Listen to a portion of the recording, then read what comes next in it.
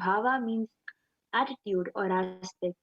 So Bhava Samadhi means being one with the source through this aspect. And darshan means to have a glimpse of. In the Vedic tradition, Bhava means attitude or aspect. When so the time of darshan, the moment when you have darshan being is one with the source when through this you aspect. behold avatar deity, an avatar, an incarnation, to have or an enlightened being. As just seeing such a being can cleanse the karmas of lifetimes and create a deep-lasting transformation in the receiver. And the darshan is a powerful subconscious vibration that is present around an avatar at all times, and he simply radiates darshan just as the sun continuously radiates light. And the auspicious moment when you are able to catch it becomes the moment of darshan for you, which raises you to the next level of super consciousness, which is like hitting a reset button on your being.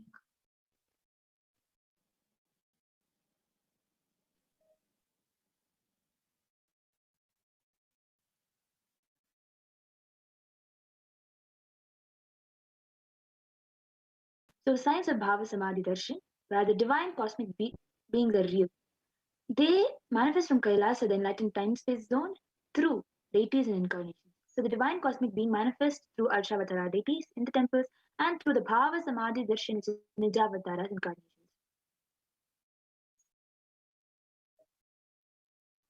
And the Bhava Samadhi Darshan is the science of where the Nijavatar manifests Paramashiva, the consciousness.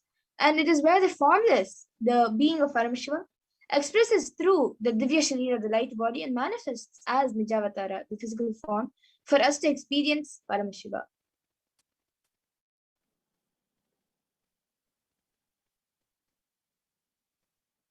So the Arshavatara deity reflects the consciousness and manifestation, being of the superconscious energy, but human beings are not mature enough to receive the higher level experiences from the Arshavatara directly.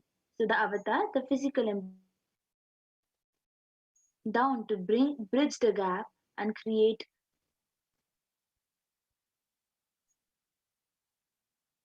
you can and go back to the Bhava Samadhi. Yes.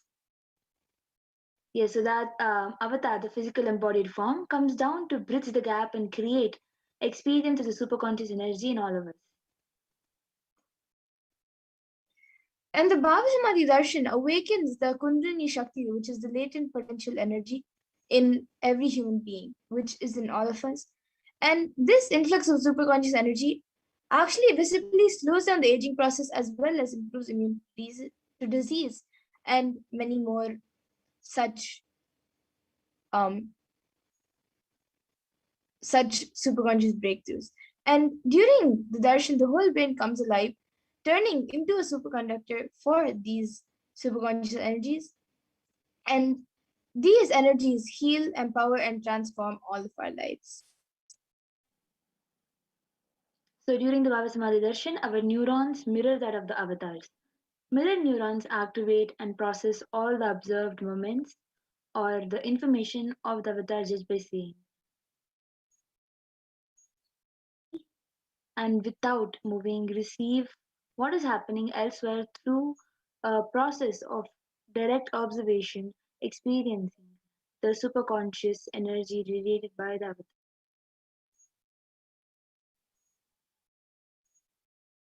And the Akashic readings are not a prediction, but readings from the cosmic archives, beyond space where the creation and destruction happen simultaneously. In the dimension of time, the past, present, and future starts. But as the Akashic records are stored in the Akasha, the space dimension, there is no past, no present, and no future. And that is why what you call as happening, yet happening and yet to happen are clearly already recorded. About the Supreme Pontiff of Hinduism. Supreme Pontiff of Hinduism, Jagadguru Mahasannidhanam, His Divine Holiness Bhagavan Nityananda Paramashivam, is the reviver of Kailasa, a macrocosmic, ancient, enlightened Hindu civilization nation. The Supreme Pontiff of Hinduism is the 1000th as per Hinduism and is recognized by his predecessors who are enlightened masters and adepts. The Supreme Pontiff of Hinduism has made the science of power manifestation, yoga, and temple-based universities a lifestyle for humanity.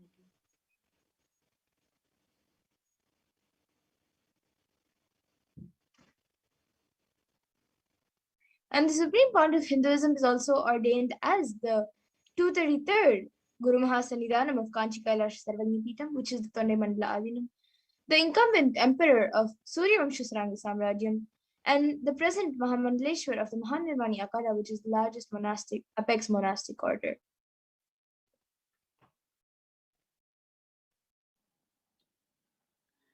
The Supreme Pontiff of Hinduism is the 1000th and is the present 23rd Guru Mahasannidhanam of Dharma Mukti Swarga Paramadinam and is elected as the Supreme Pontiff of Hinduism by a congregation of over 1000 Hindu leaders.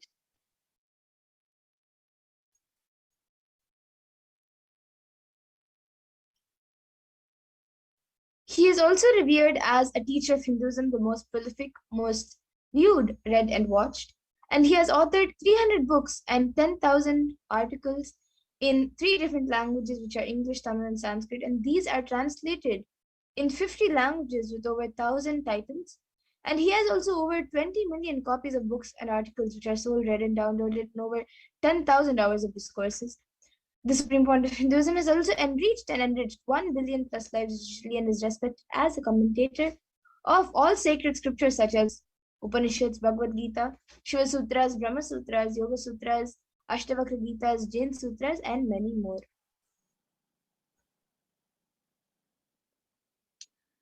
The Supreme Pontiff of Hinduism is honored as leader of Hinduism, the most awarded, internationally recognized Hindu leader, reviver of 108 ancient Hindu sampradayas, including the Rudrakanyas, Rudras, Rishis, Rishikas, Bhairavas, Bhairavis, and Sannyasis, establisher of largest Hindu university, the Kailasas Nityananda Hindu University, in the world with satellite campuses in 150 countries, establisher of 1,000 plus Kailasa enlightenment ecosystem, and is the founder and reviver of over 100 Sarvagnipitas, collector of the largest Hindu library with over 1 million books, 1 million palm leaf scriptures, and over 20 million digital books. And now we will be moving on to the next segment where we will be seeing the live demonstration of the extraordinary Shaktis given as a gift to humanity and given to all of us as a gift by Supreme Pontiff of Hinduism through the science of Diksha. So we will now be moving to the next segment where we will be seeing a live demonstration of the manifestation of extraordinary Shaktis.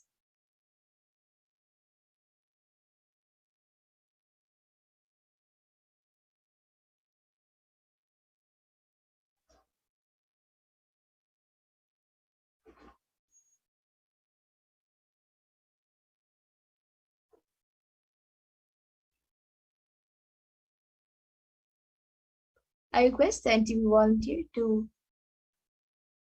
project the power manifestation slides.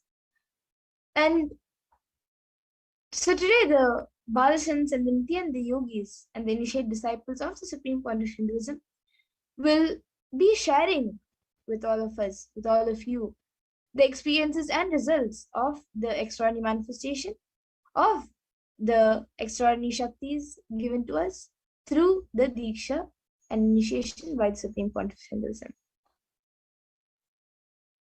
Yes, we can move on to the next slide.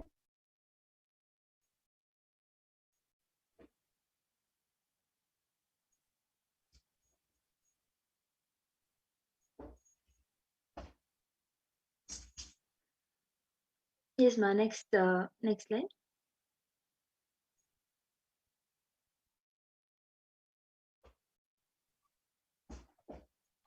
So in today's Bhava Samadhi Darshan, all of us will be receiving the initiation into third eye awakening and various other powers with the blessings and the grace of the Supreme Pontiff of Hinduism. And we will be manifesting the following power of third eye, where we'll be seeing with the eyes blindfolded. So many of us might be wondering where the third eye is located. Third eye is the cosmic browsing center, which is located in between the brows, which upon initiation, one can effortlessly express the powers and see through the third eye just as you could with the normal two eyes.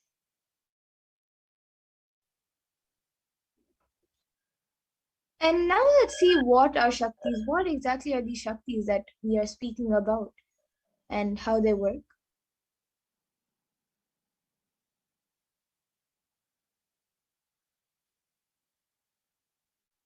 In the Vedagamas, the Parameshwar reveals in elaborate detail that every human being hardwired to be able to manifest the Shaktis, the divine powers. Manifesting powers, the Shaktis are described as a system, method, and science for human beings to explore the various possibilities and powers and have access to various states of consciousness. Shaktis manifest from the fundamental cognition that you are divine and you need to manifest divine, and not that you are a man and you need to reach the divine.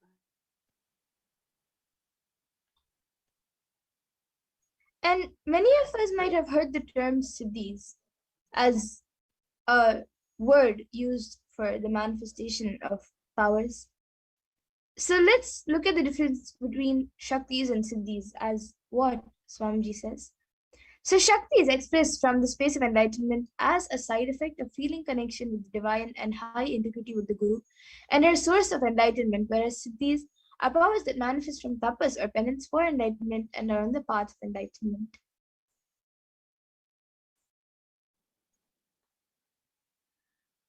And the Shaktis of Parameshiva manifest through ordinary human beings in an extraordinary way after initiation from the avatar and are permanent, whereas the Siddhis are not permanent and may divert you from enlightenment.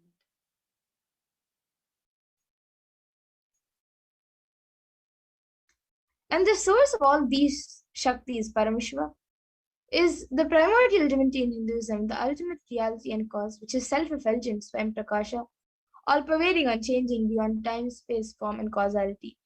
And as the fundamental base of Avyakta, the unmanifest, and Vyakta, the manifest existence, he performs the Panchakritya, or the five cosmic acts of Shrishti, which is creation, Sthiti, sovereign rulership and maintenance, Samhara, rejuvenation, Trobhava, which is pulling out delusion, and Anugraha, which is liberating grace for all living entities. And the incarnation of that source of Shakti is Parameshiva, avatar of Parameshiva, the supreme point of Hinduism, Jagadguru Master Nidhanam, His Divine Holiness Bhagavan Nityananda Parameshivam, as the thousandth living of Parameshiva and the reviver of Kailasa, the ancient enlightened Hindu civilization and nation, the great cosmic borderless Hindu nation. Ever since the beginning of the civilization, the Sanatana Hindu Dharma has been the cradle of enlightened beings and highly advanced sciences. It was where the science of enlightenment and powers, the Shaktis, was lived and taught as lifestyle. For the first time in modern days, the Supreme Pontiff of Hinduism is reviving these yogic sciences and transmitting it to the world at a record-breaking pace, which is never accomplished before. And all of this knowledge and science of our manifestation is passed down from one generation to the next generation through the science of Diksha, initiation by the enlightened gurus. And the Supreme Point of Hinduism, being recognized as an incarnation at a very young age, was trained and taught these sciences of initiation to initiate and to pass the knowledge repositories for billions of people to manifest these signs of manifestation from the disciplines of Vedanta, Tantra, Sri Vidya, Yoga and Yogic powers, Mantra Shastra, Siddha Vidya, science of Aushadha, Advaita, Bhakti Yoga, Parameshwara Jnana and Parameshwara Vijnana, and through many more other practices, he was trained and taught to pass these sciences through initiations to many more people.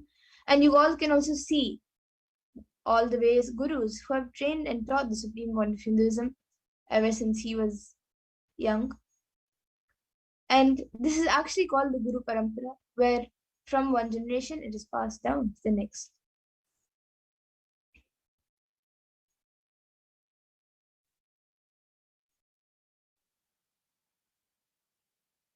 So how do we awaken these divine Shaktis in us? Every jnana, the ultimate truth, mapped into your consciousness, prajna, manifests as powers prajnana.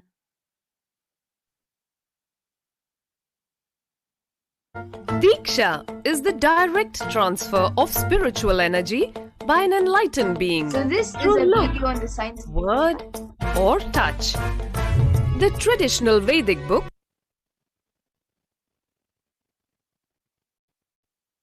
Navaratneshwara states, Sarvasamapi Dikshanam Muktihi Phalamakhanditam Avirodhat Bhavantyeva Prasangyastu Bhuktayah.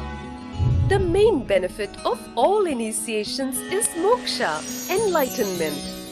As a side effect, health, wealth, leadership, and well-being happen. And in Rudrayamala Tantra, Shiva says, Devi Diksha Vihinasya Na Siddhihi Na Cha Sadgatihi Tasmat Sarva Prayatnena Guruna Dikshito Bhavet. The one who is not initiated does not attain liberation nor a better future. So by all efforts, one should get initiated by Guru. What is the science of initiation? Neuroscience has proved that the process of initiation floods the brain with energy. This is the superconscious energy of Kundalini, our own highest inner potential energy. As the Kundalini flows from the thalamus to the cortex, it sets up a powerful energy loop within the brain, which awakens the latent non-mechanical parts which we have never used before. With increasing levels of coherence, the whole brain comes alive, turning into a superconductor of conscious energies that heal, empower, transform our lives, bliss and fulfillment. Initiation creates high awareness, visualization, creativity.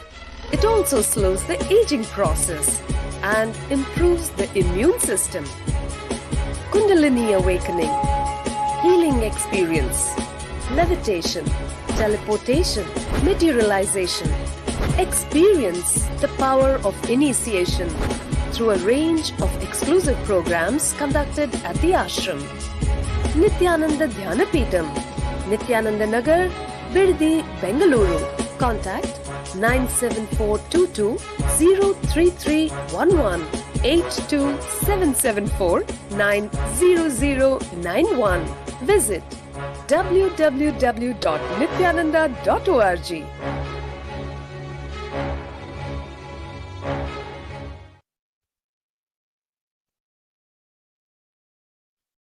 Yes, so that was a video on the science of Diksha.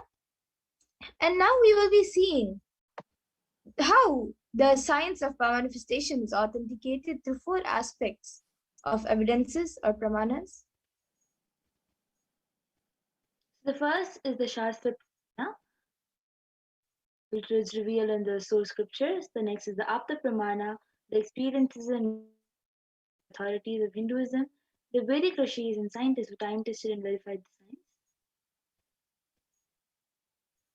And then the next is the Atma Pramana, which is an account of the supreme point of Hinduism, this millennium's avatar's personal experience on the power of his experience of the power manifestation. And the next is the Pratyaksha Pramana, which is the empirical evidence from observation and scientific experimentation.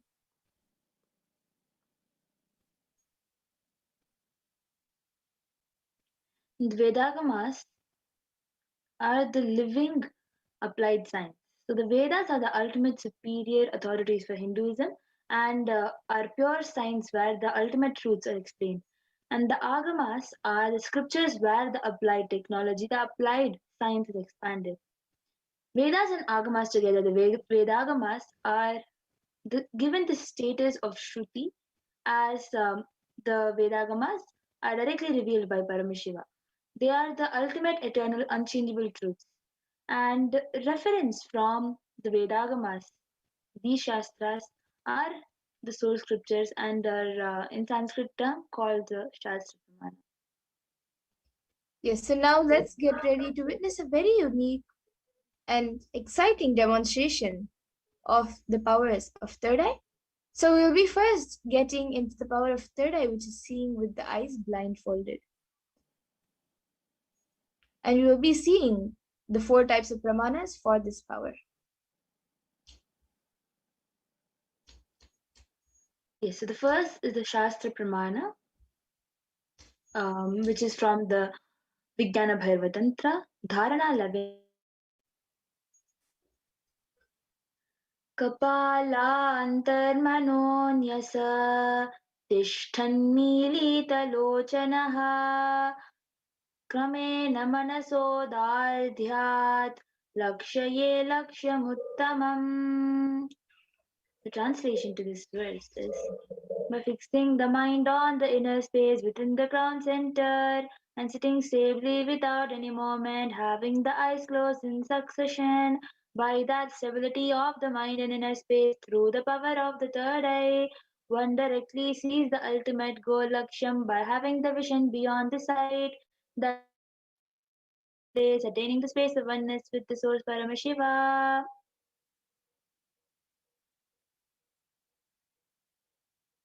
The next is the Apta Pramana, where Krishna initiates Arjuna into this power of third eye.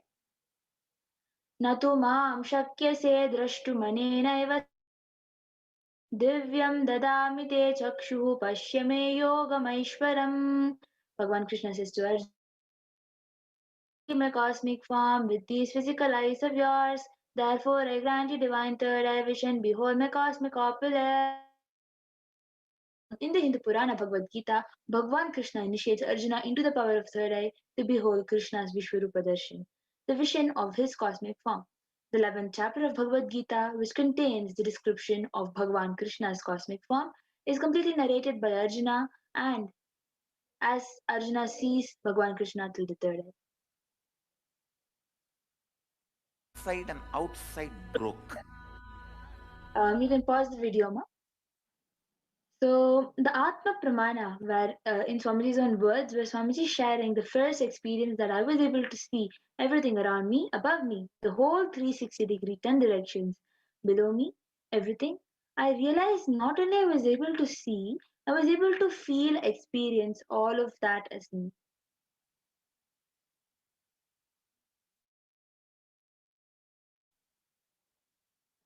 The next being the Pratyaksha Pramana, the empirical evidence from observation and scientific experimentation. This the activity of the brain in conscious and meditative open third eye state using the positron emission tomography, which is PET. It was scientifically proven that when doing the daily activities, high activity is measured in the brain where the third eye is located, and when in deep samadhi state, the open third eye state, only third eye region is active, and almost 90% of the rest of the brain is at peace.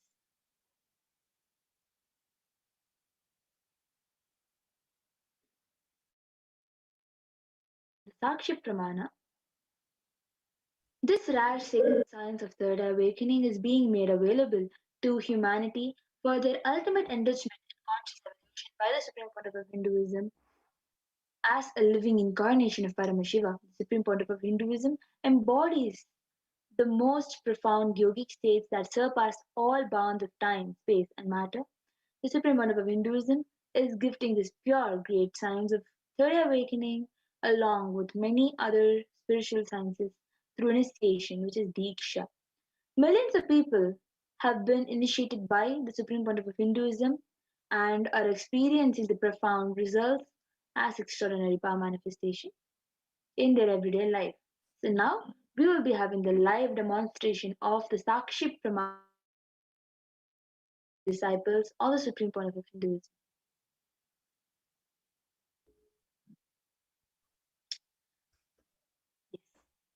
So now we have with us Ma Madhura, who will be demonstrating this power, the power of third eye, to all of us. So Ma Madhura is having an eye band in her hand, as you can all see. It has a strap which will just hold onto the head. That strap will the eye band onto the head. It has also a sponge attached to it, which will help with no light entering inside the eyes by sticking onto the face. And still, it will be still comfortable as well as not let the light inside. So when this eye band is put on Ma Madhura's eyes, those two in those two openings of the eye band, the eyes will go and stick a little bit. See, as you all can see, these two openings, the eyes will just openings, and there is no possible way light can enter inside. The ophthalmology has already eye band will not let any light inside. It is scientifically proven, and now request the volunteer who is there around Ma Madhura to put this eye band on Ma Madhura's face. Yes, so all of you can see the eye band being put on me.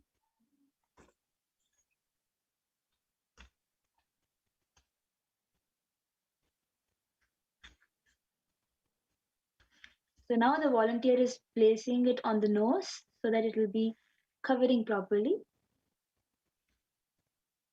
and is tightening the eye band. You can move a little to the right and center, yeah.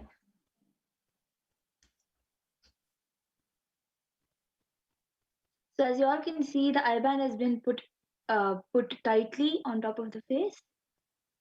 And Ma Madhura is turning left, right, up and down and showing that there is no possible way of light entering inside. Yes.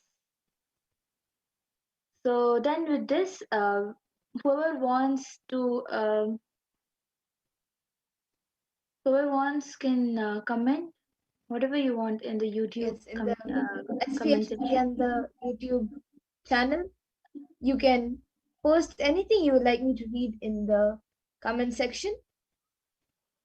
Yes, I think the last comment we have is from Ma Nitya Maha Adbhut Charitra, who has put Nityanandam and then 3 Namaskar emojis with white hands or like brownish hands and then a red heart.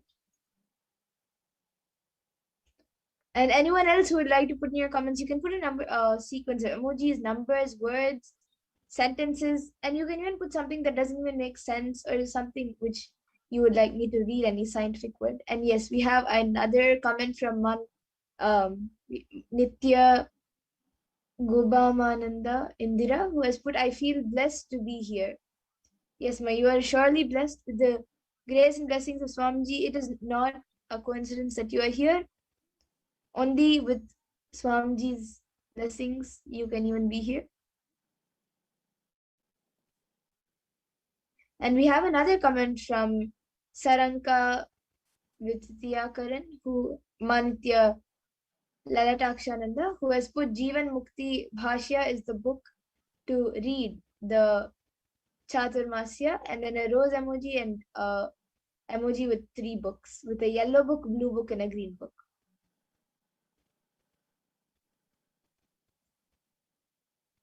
Yes, and actually the Jivan Mukti Bhashya is the book that all of you should read during this Chaturmasya, even Swamiji has said in the satsang. Yes.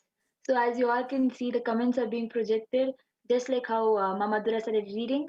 First, the last comment when she started reading was Nityanandam by Maha Adbhuta Charitrama, and then she read exactly whatever is being projected, where Ma Guhpamananda has shared, I feel blessed to be here, and Jivan Mukti Bhasha is the book to read this Chaturmasya with the same colored.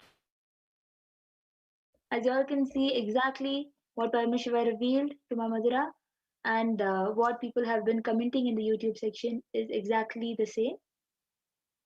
Yes, and we have another comment from Rahul Aswani, and he has put a heart emoji and a namaskar emoji.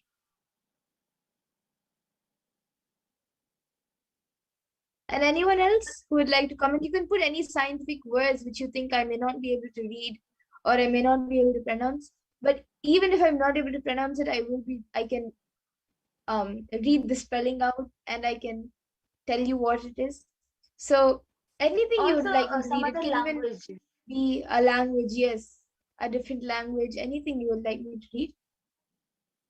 Yesterday we had two different languages, which is we had two different languages, Telugu and Nepali. So anybody else wants any other languages, you can put it in the chat. You will see that either she will be able to write it down and show, or she will be able to read it out through the third eye.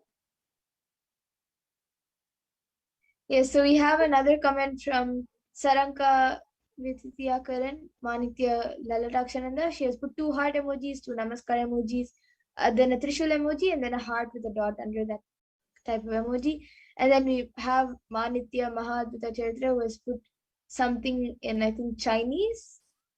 It looks like Chinese. And then we have Rahul Aswani who has put alpha, beta, and gamma radio waves, and then a Deepa emoji and a flower emoji. And it is a mud lamp. And the fire is facing the right side, like my right. So yeah, and between after alpha, beta, and gamma, there are 3 dots before the word radio. So exactly whatever has been put by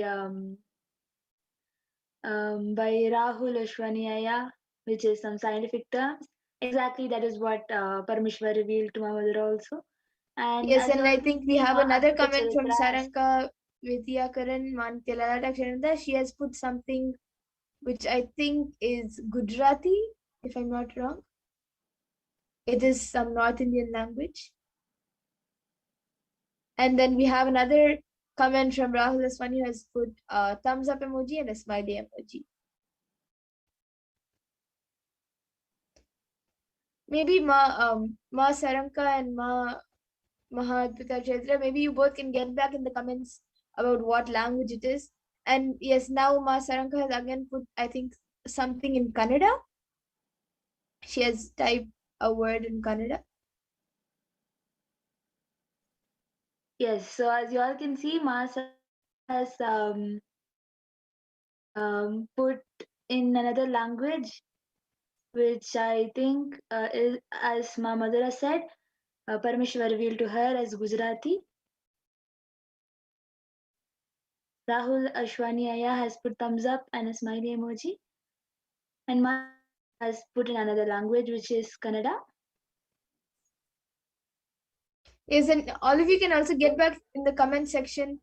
Maybe you can get back saying what language it is, and I'll be reading it through my third eye saying which language it is. Like you can, if it's Telugu or Kannada, you can get back in the comments saying what language it is, and I will read it saying with whatever you type. And yes, anyone else who would like to put any other comment can put your comments in.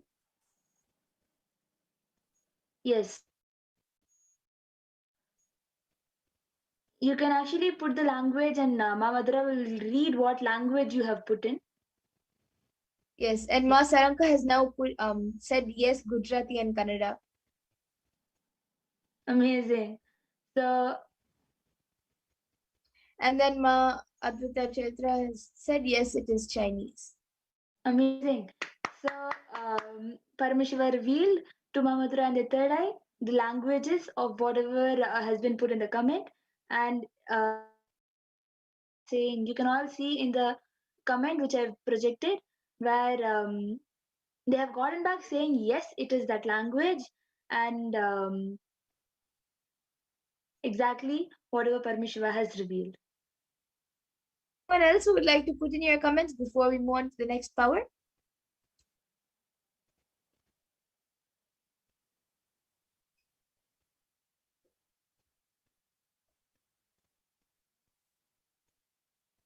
Okay, so now I request the volunteer to remove my IBAN. So I will be removing my IBAN now, and then all of you can see the IBAN.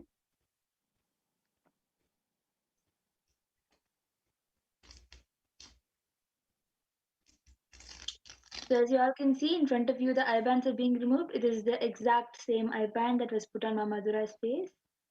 It will be shown to the camera. So as you all can see, it is the exact same IBAN. The mindfold and the same sponge and everything is same. It is the same IBAN.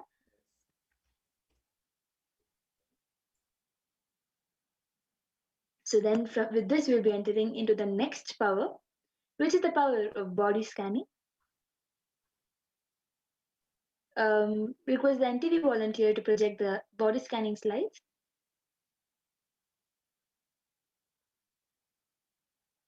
So in this power of body scanning,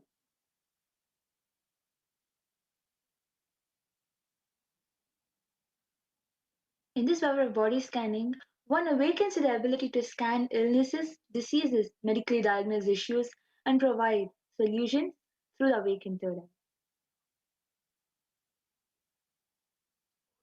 The Shastra Pramana, the scriptural reference to manifest the power of body scanning, is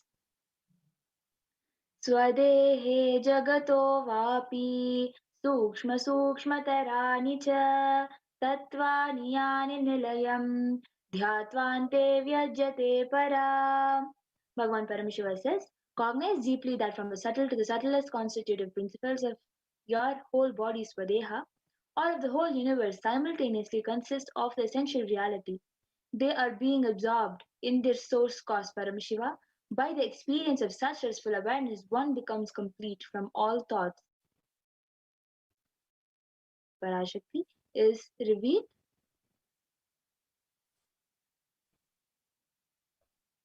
Yes, and the next, the Apta Pramana for this power of body scanning comes from the life of a Siddha whose name was Terayar. And he was one of the prominent disciples of Agathir.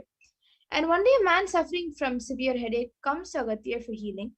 And Agathir uses the power of body scanning and identifies the root cause of the headache. He reveals that there is a small terai, a type of frog, sitting in the person's brain. And Agathir then immediately instructs Terayar, his disciple, to perform an open head surgery and remove the frog. And after the surgery is completed successfully, the person is completely healed and cured of the headache, and thus Terayar gains his name, which is Terayar.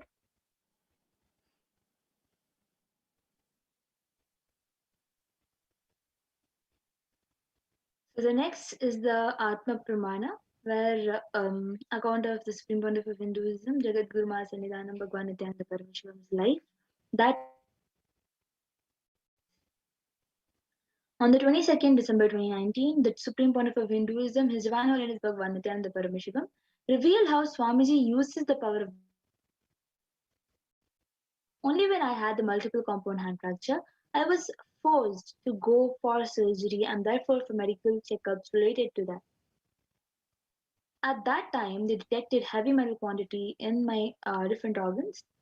It was revealed that I had been poisoned without our knowledge. I immediately used diagnostic methods instead of medical facilities to study the body condition due to the poisoning.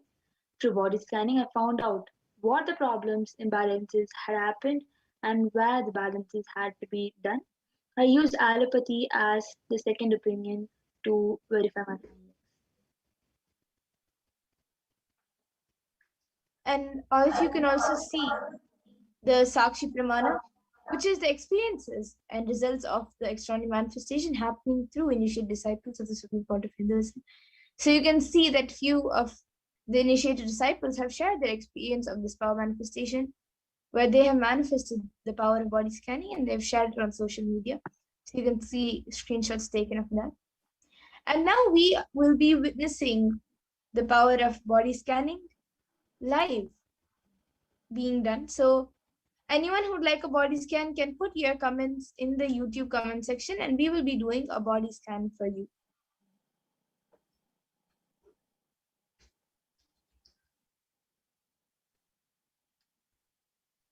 Yes, so then TV operator can unshare the slide. Anyone who is watching us right now on YouTube can put your comments in the YouTube comment section, and we will be more than happy to do a body scanning for you. So yes, we have Mantya Gopamananda who is asking for a body scan and in her belly areas. Yes. So I will be scanning for the healing for your belly area. Yes, so Ma Gopamananda, you are now being scanned and you are being healed. And anyone else who would like a body scanning and healing can put a message in the YouTube comment section requesting for body scanning, and we will be doing the body scanning for you.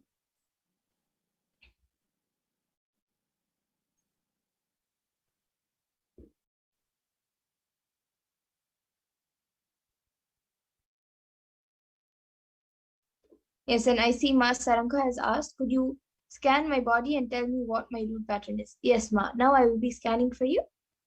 So Ma Saranka, now you will be scanned. And once Ma Prajnana is ready, she will be sharing for Mantya Gopamananda. Yes, so Gopamananda, I was able to see that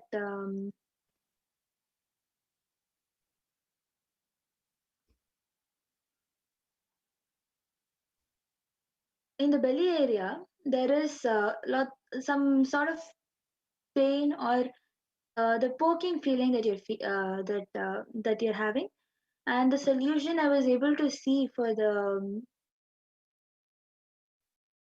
I was able to see that you have to apply some turmeric mixed with lemon on your belly. Have castor oil and haritaki. It's going to help you a lot. I was able to for you.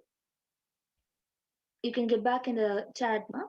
And Ma Mariam Dawood has asked, yes, Ma, I would like to have a body scanning. And now I will be scanning Ma Mariam Dawood for her body. Yes, and Ma Saranka, what I was able to see for you, Ma, was that your root pattern is mainly attention need, and with that attention need, like that is the root, and from that fear also arises.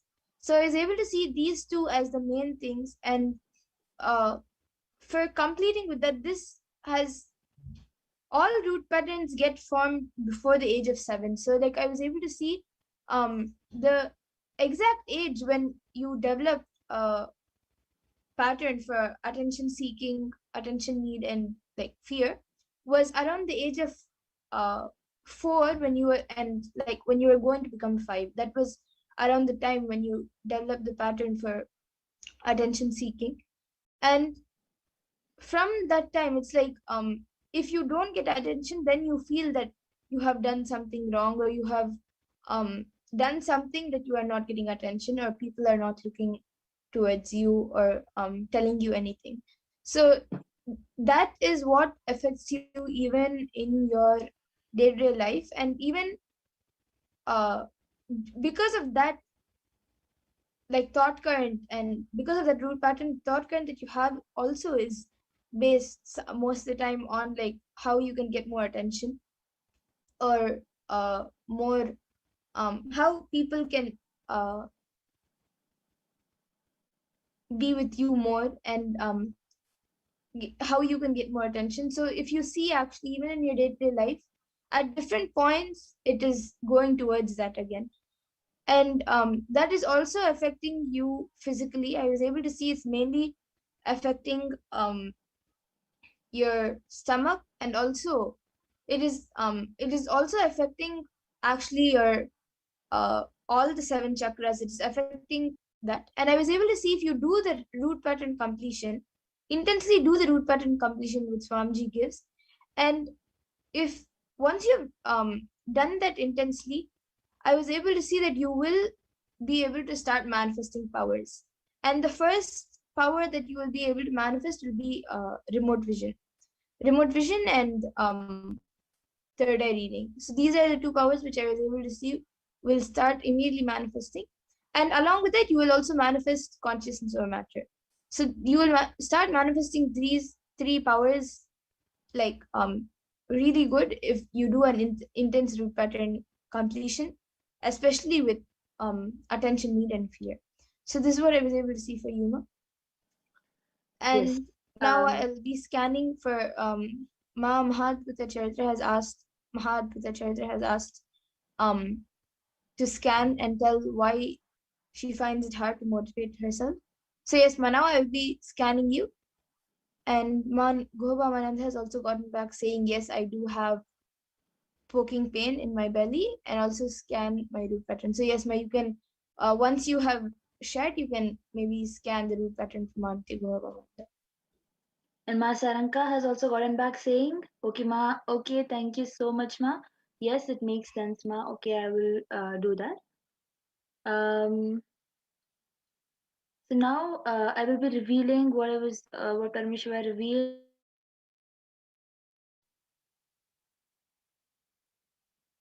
for Ma Mariam Dawood. So Ma Mariam,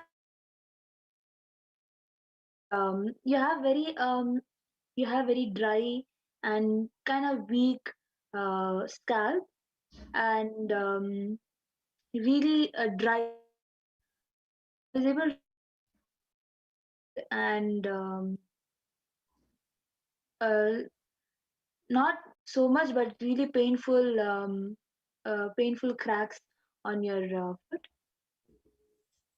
It is not like it is not like a evident crack, but you have pain on the sole of your feet, and I was able to see that you also face some sort of digestion problem, and the solutions I was able to see for these problems is for your digestion. I was able to see that you need to consume hot water with little bit of lemon in it, and in along with the lemon, you should add a little bit of castor oil in the water itself and drink the water.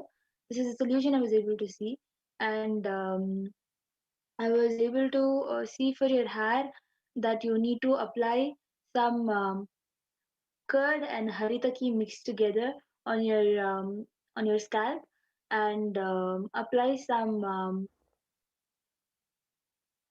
lemon on your sole with some honey on your sole, and you will be able to see that there will be improvement in your sole area from the pain, and your hair will become softer, and it will become stronger when you apply key mix. This is a solution I was able to see for your third eye, for your body. And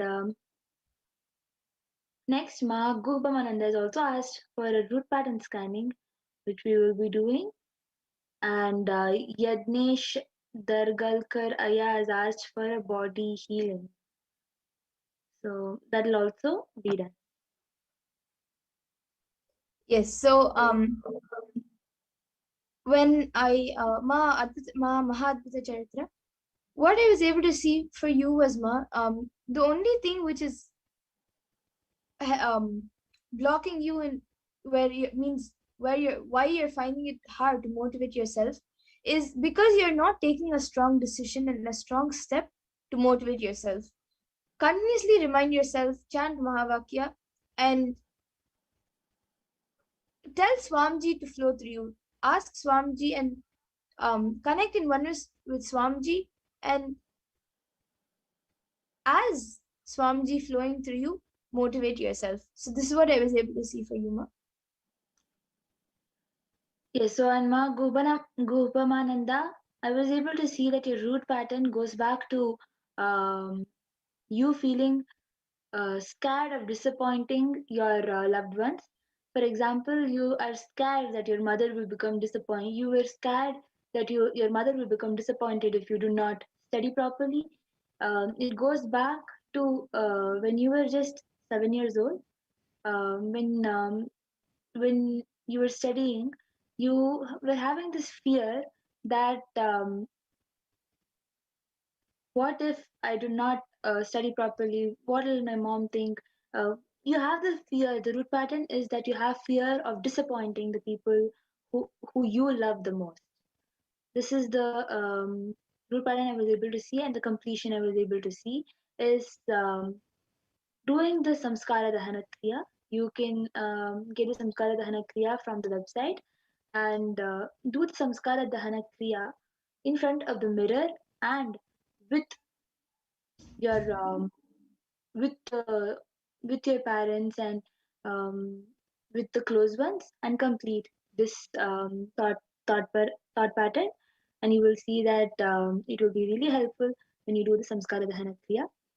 And Yadnesh Dargalkaraya, I have done the healing for your body also. Yes, and even I have done a healing for you, Yadnesh Dargalkaraya. And I was able to see for you, just have a healthy diet that will itself keep your body healthy. So this is what I was able to see for you, Aya. And with this, we come to the conclusion of today's power manifestation segment. And for anyone else who would like a body scanning and healing and the manifestation of any other power, every day at 2 a.m. IST and 4 p.m. IST, we will be having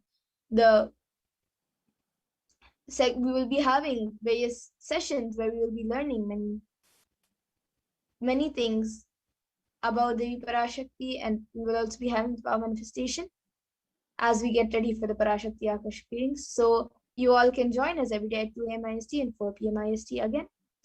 And with this, we will be moving on to the next segment where we will be learning about who is Devi PARASHAKTI and how we can receive her.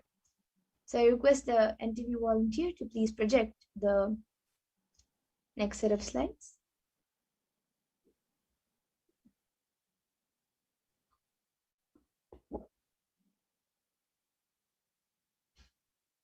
And just before that, Ma Adbhuta Charitra has also gotten back saying, "Thank you, Ma. Yes, you're very right. I will chant Mahavagya." Yes.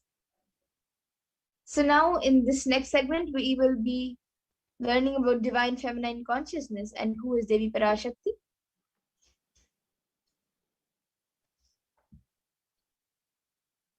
So the Dhyana Shloka of Devi PARASHAKTI from Sindhuraruna Vigraham Trinayanam Manikyamoli Spurat Taranayaka Shekaram Smitamukhi Mapi Navakshoruham Panibhyamalipurna Ratna Chashakam Raktotphalam Bibhratim Saumyam Ratnagatasta Rakta Charanam Dhyayet Paramambikam. The translation: the Divine Mother is to be meditated upon as shining in a vermilion red body with a triple eyes, sporting a crown of rubies, studded with the crescent moon, a face all smiles, a splendid bust, and hand holding a jewel cup brimming with mead and holding a red lotus. And another Dhyana Shloka of Devi PARASHAKTI, which describes her beauty, is also in the Lalita Sahasranama. Arunam karunam tarangatakshim dritapashankusha pushpabana chapam animadibhiravritam ayukaihi rahamityeva vibhavaye bhavani. We can move on to the next slide.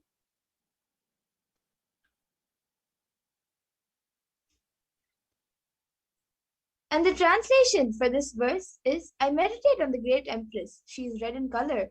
Her eyes are full of compassion. She holds the nose, the good, the bow, and the flowery arrows in her hands. She is surrounded on all sides by powers such as Anima Ferres, and she is the self within me.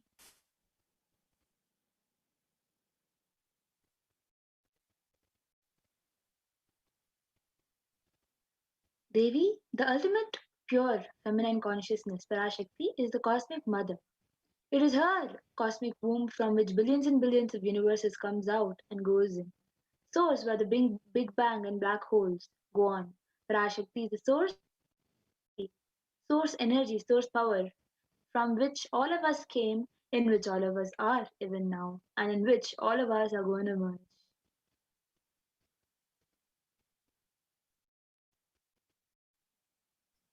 And out of her extreme love and compassion, PARASHAKTI herself is manifesting through the embodied form as the Nijavatara of the Supreme Pontiff of Hinduism, Tagat Guru Mahasannidhanam, His Divine Holiness Bhagavan Nityananda Parameshwara, gracing us, answering all of our questions, giving all of us boons, answering our prayers, healing us, revealing our past, present, future, and delivering profound spiritual truths, and ultimately giving us the experience of Parameshwara itself.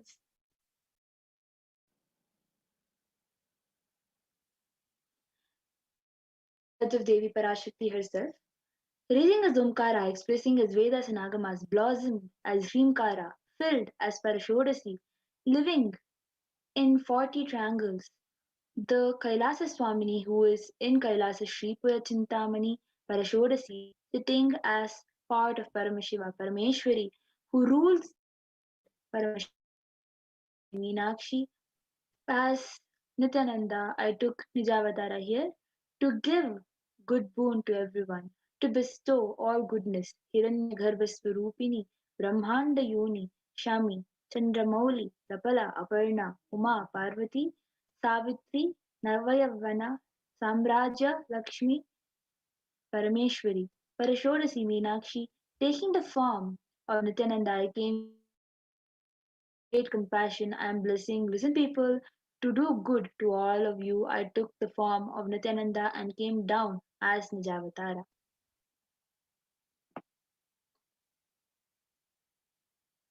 And again, in the words of Devi PARASHAKTI herself, she beautifully says, raising in Omkara, blossoming as Shiva, Shiva manifesting as source of existence, powers of existence, expressions of existence, from the oneness of Om, blossoming into two as Prakriti and Purusha, blossoming as three Shaktis, Icha, Kriya, and Jnana, growing as four Vedas, expanding as five Panchabhutas, beyond six chakras, filled as Gotras of seven Rishis, expanding as 8 directions, existing as 9 Grahas, blossoming as 10 Indriyas, being as 11 Rudras, creating all the worlds, bringing life to tell and make truth blossom, and to do good.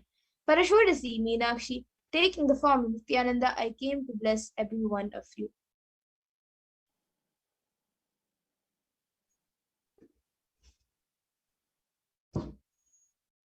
Literally, you're seeing Paramashiva and Parashakti at the moment.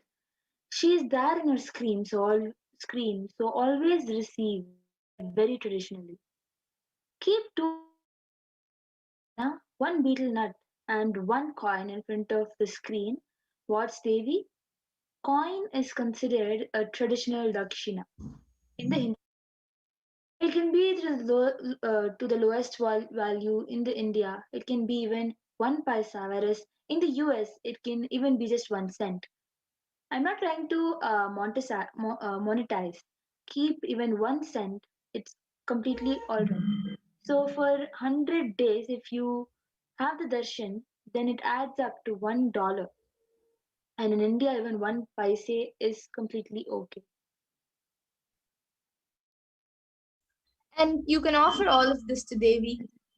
And after the darshan is over, you can take the banana, beet leaf, and betel nut as prasadam immediately and eat it.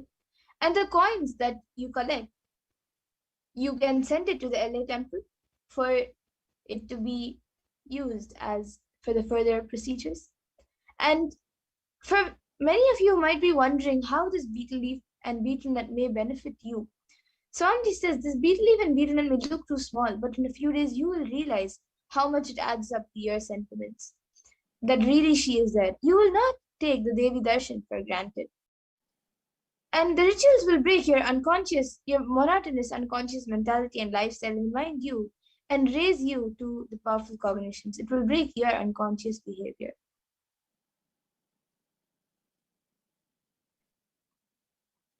So as you all can see, you can place the main ingredients which are needed. The 2 betel leaves, 1 banana, 1 betel nut, and 1 coin. Like kumkum, chandan, vastram, all of that. Also, if you want to offer, you can still keep it on the plate. And you can place the betel nut on top of the betel leaf and a coin on top of the betel nut, and then you can place a banana towards the side. You can even add a coconut to your tambulam plate. And after that, after the whole of the Devi Devi Baba Darshan is over, as prasadam, you can consume the betel leaf and betel nut along with banana. Yes. And now with this, we come to the conclusion of this segment where we have learned who is Devi PARASHAKTI and a little bit of what she has revealed for as she is giving us all the blessings and boons. And we have also learned how we can receive her when she comes for the darshan and initiations. And now we will be moving on to the further segments where we will be learning about what Devi PARASHAKTI has revealed and how it has helped humanity and what she has revealed for humanity. So we will be learning about this in the next segment, and we will be back after a really short break to continue to the next segments. So please stay tuned. Thank you, Nityananda.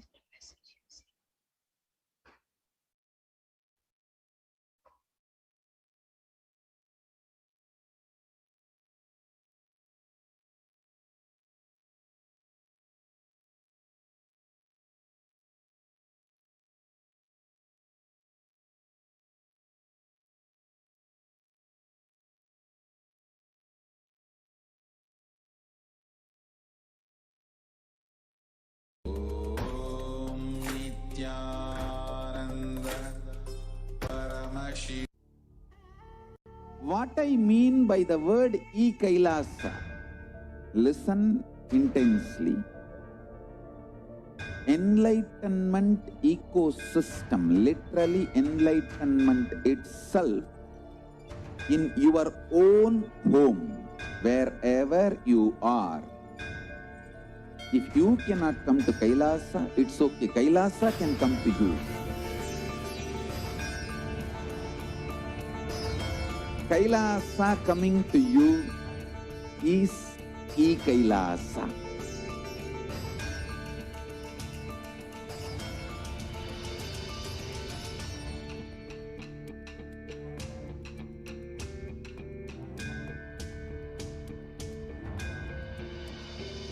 I will revive Hinduism.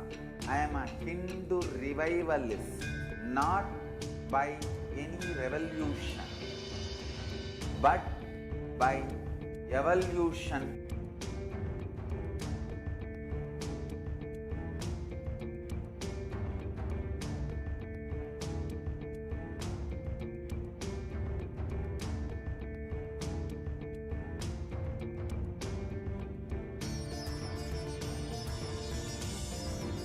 And setting model communities.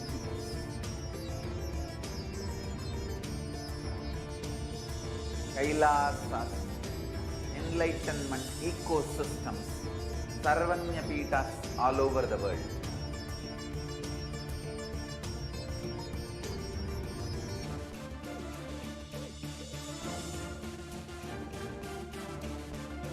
All powerful cognition, knowledge, only when you live, power manifestation and possibilities manifestation happens. This is a fundamental truth.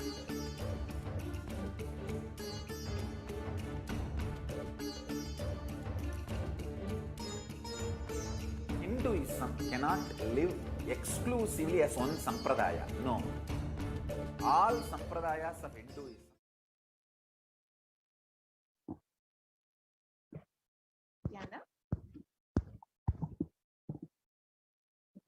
Welcome back, dear viewers. Now we will be entering into the next segment where we will understand some of Devi PARASHAKTI's revelations made for humanity. During this time of the pandemic, we have heard Devi again and again guiding us, blessing us, answering our questions, giving boons, and answering all of our prayers. And Devi has been holding our hand throughout this pandemic, throughout this pralaya, to ensure that we are making the right decisions and ensure that we know what is to come. So let us understand some of Devi PARASHAKTI's revelations today and how they have manifested in our lives.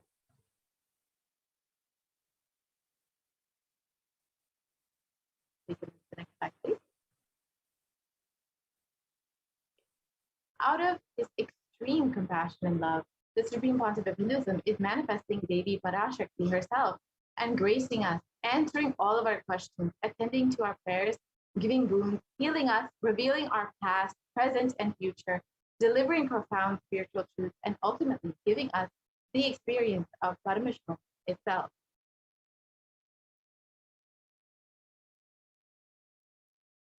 So today, let us see what Devi PARASHAKTI has revealed about immunity and COVID-19. So as we all know, the world has been deeply affected by the COVID-19 pandemic.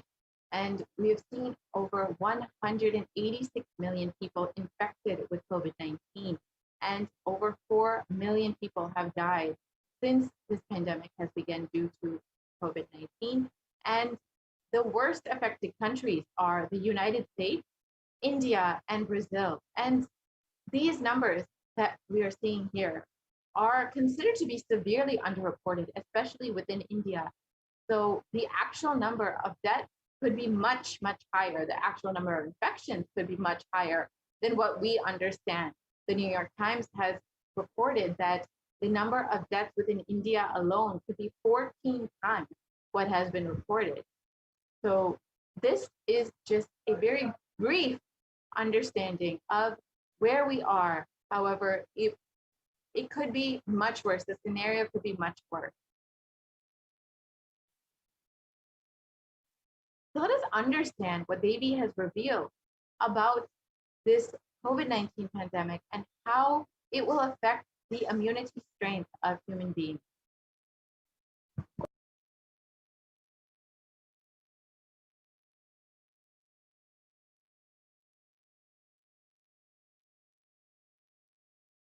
Realizing the power of my words when I say Corona is very much out there. With the support of decision makers, rulers, people who are supposed to protect all of you, due to their irresponsibility, it is there and getting more and more strengthened. It is becoming more and more stronger in multiple forms. And all the other diseases which are waiting to attack human bodies, because Corona has made the immunity strength weak in human bodies. Human bodies have lost the strength of immunity power. All the multi-layer after effects and side effects of this pralaya in political situations, economical situations, social situations, mental situations, in every level.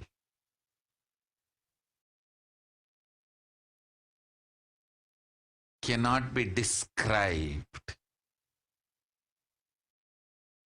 Wait. This year, focus on keeping yourself alive.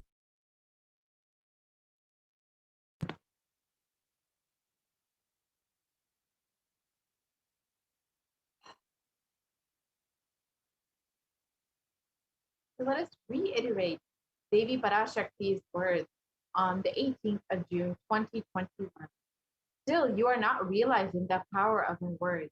When I say Corona is very much out there with the support of decision makers, rulers, people who are supposed to protect all of you, due to their irresponsibility, it is there and getting more and more strengthened. It is becoming more and more stronger in multiple forms. And all other diseases which are waiting to attack human bodies. Because of Corona, it has made the immunity strength weak in human bodies. Human bodies have lost the strength of immunity power. All the multi-layer after effects and side effects of this pralaya in political situations, in economic situations, in social situations, mental situations, in every level cannot be described. Wait, this year, focus on keeping yourself alive.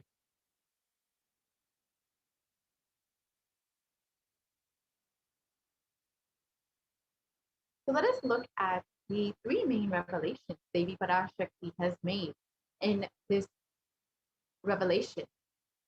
First, Devi explains that Corona has made the immunity strength weak in human bodies. So let us understand what that means exactly and how it has been manifesting in our world today.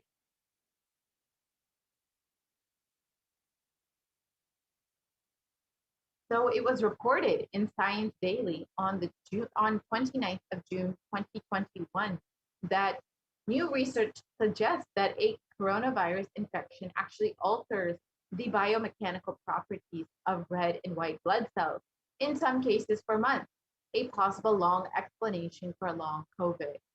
So as we can see, exactly as Devi revealed, Corona is actually weakening the immunity strength of human bodies and physically changing how the immune system works and how the physical aspects of the immune system.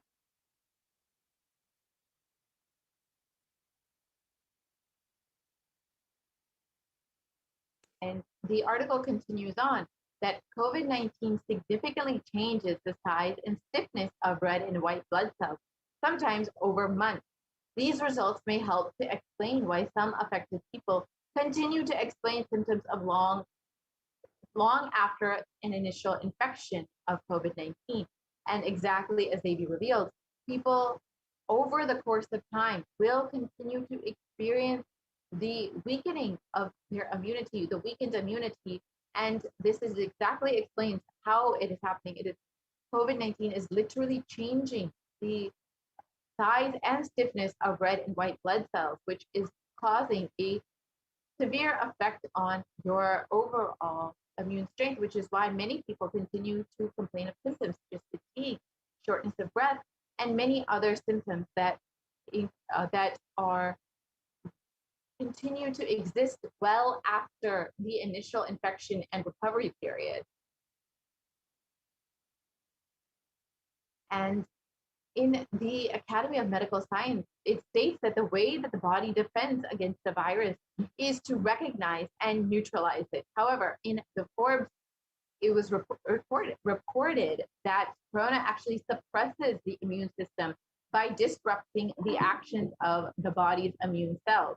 And this immunosuppression allows for the 2-week incubation period, which gives Corona enough time to attack the body. So as Devi has already revealed, that Corona has actually affected the immune system and actually has changed the immune strength of human bodies.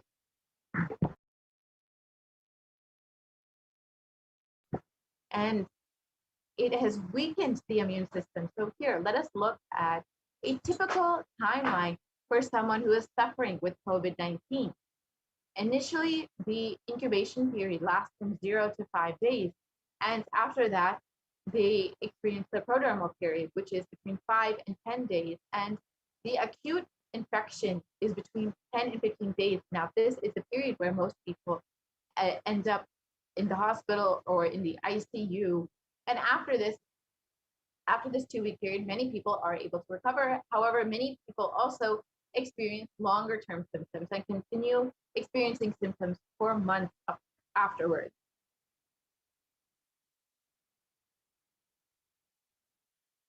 And we can go back to the previous slide, please.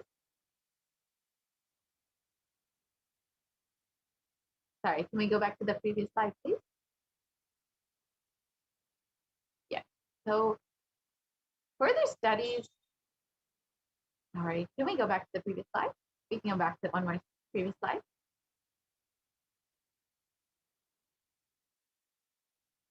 We can go back to the previous slide. Okay, we can go forward with the slide. Yeah, so let us understand, sorry, we can go back on the slide.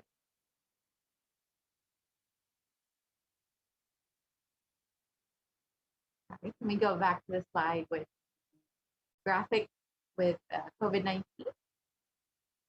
One more slide forward. Sorry, we can go forward one slide.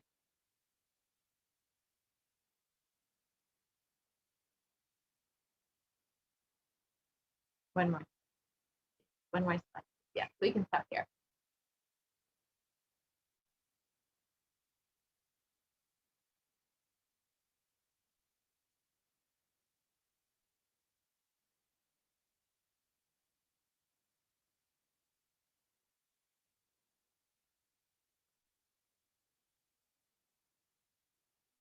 So as we stated, this is the typical timeline for someone who has been infected and is suffering with COVID-19. So we can move to the next slide, please.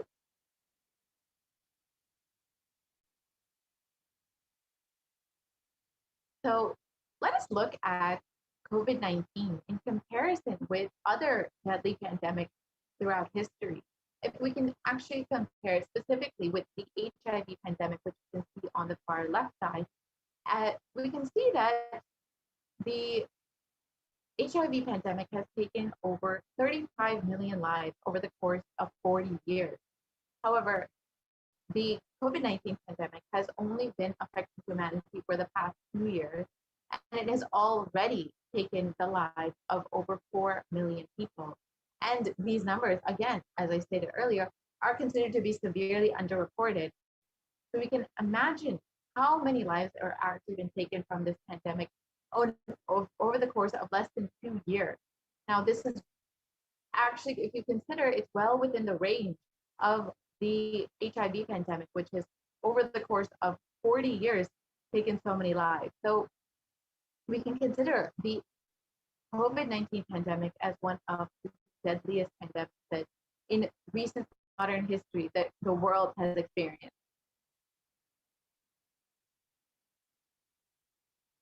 So let us look at some of the long-term effects of corona on immunity. Recent studies show that the University of Oxford found that the cells are profoundly impaired after recovering from COVID-19. And in the British Society for Immunology, they have claimed that the effects of COVID are far beyond the respiratory health. It also affects our cardiovascular and renal system. So literally, COVID-19 is affecting multiple organ systems and is affecting how our body responds to other diseases and how our body responds, our immune response. So as we can see, Davy revealed this, that COVID-19 will literally weaken the immune system, and exactly as Davy revealed, we are seeing how it is manifesting.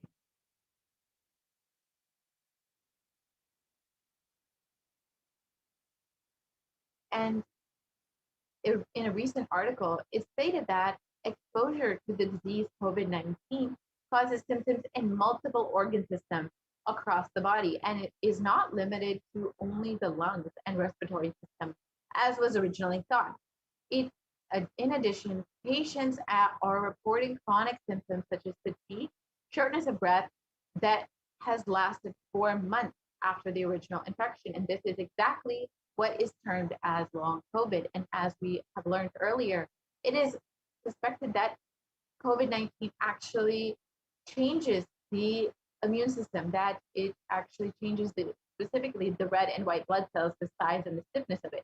So this is possibly why people are experiencing something as long COVID. The infection actually can affect the cardiovascular system, the renal system, the respiratory system, and can cause inflammation and fatigue long after their initial infection. And this exactly as we were told by Devi PARASHAKTI, that it will literally weaken our immune strength. So here we can see how a set of healthy lungs look compared to a set of COVID-19 affected lungs. You can see on the left side, the healthy lungs, which are don't have any scarring. And on the right side, you can see all of the scarring on the lungs and how badly the lungs are affected by this infection.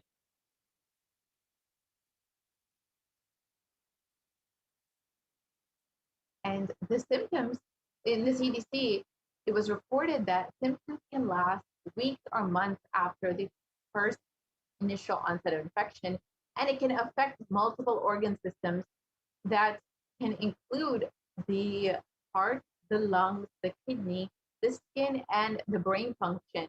And as we can see that COVID-19 is literally affecting how our body functions, how our entire body functions, not just one system, the lungs or the respiratory system, but the entire multiple organs within the body, which eventually do affect how your body is able to respond to other diseases. So let us understand what Devi has revealed about that. Devi has revealed that all other diseases are waiting to attack the body because the immune strength of human bodies has been weakened. So let us understand that revelation.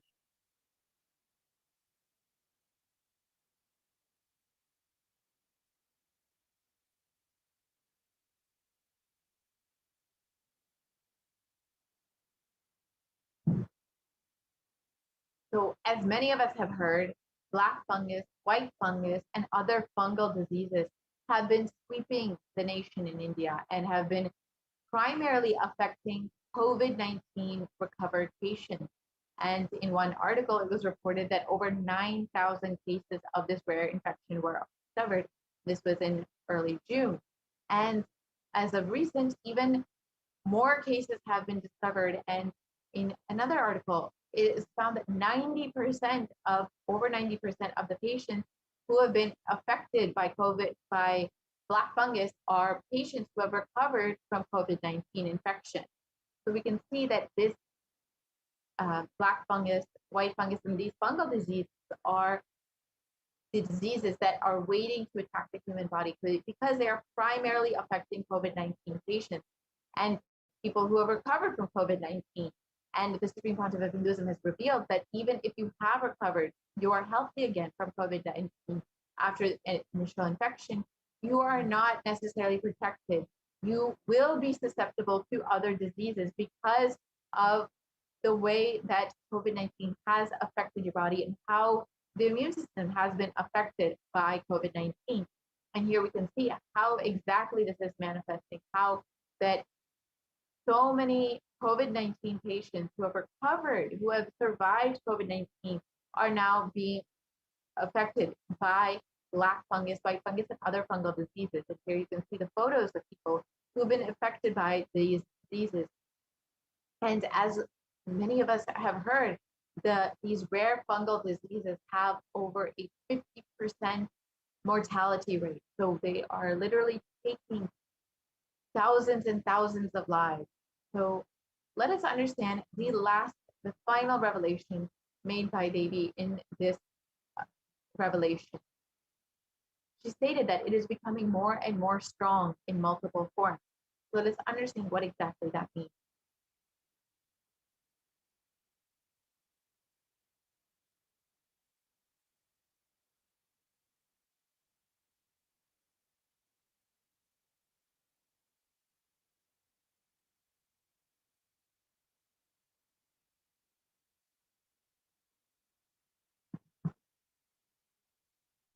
So as many of us have heard, there have been several variants coming out of various countries, including Brazil, South Africa, UK, and India. And they have been sweeping the world and affecting thousands and thousands of people and have been causing multiple waves of this COVID-19 pandemic. So let us understand where some of these variants have come and how many countries they have been affecting.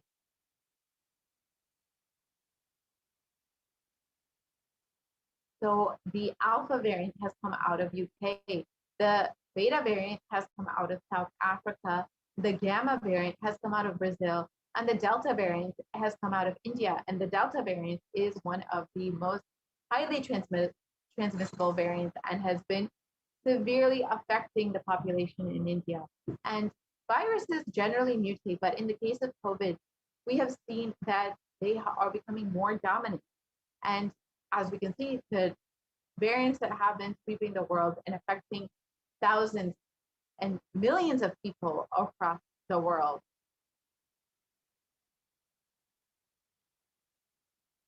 And it has been reported that the dangers of these variants was further highlighted when the World Health Organization categorized the Delta variant as the most highly transmissible variant of COVID-19. And this article also indicates that the Delta variant was the primary cause behind India's second wave of COVID-19. And as we know, the country has been severely suffering from this pandemic, this second wave of this pandemic, and unfortunately has to brace themselves for the upcoming waves of COVID-19, the possible third wave, which we may be seeing very, very soon. And here is just a small infographic of the variants that are currently circulating and how many countries have been affected by these particular variants. The Alpha variant out of the UK has affected over 173 countries. The Beta variant out of South Africa has affected over 122 countries. And the Gamma variant out of Brazil has affected over 74 countries. And the Delta variant out of India has affected over 104 countries.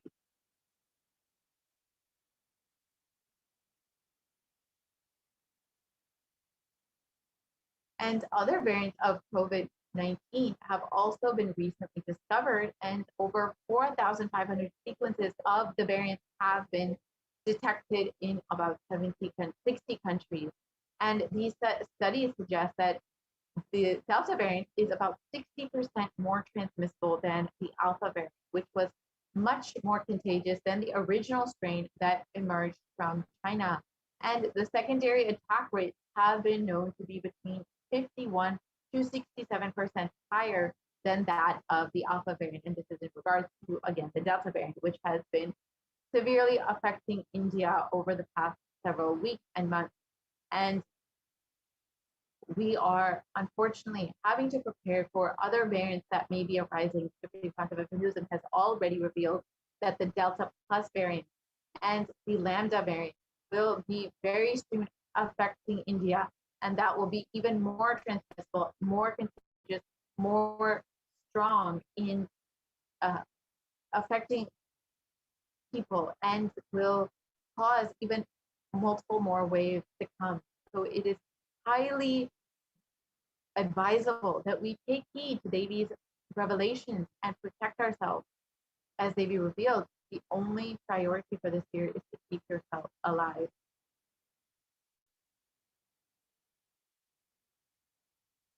On the 14th of April, 2021, Devi revealed Sharmila,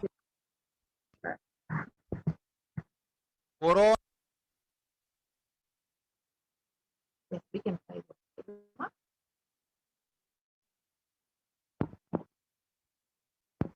corona ஒழிந்தது.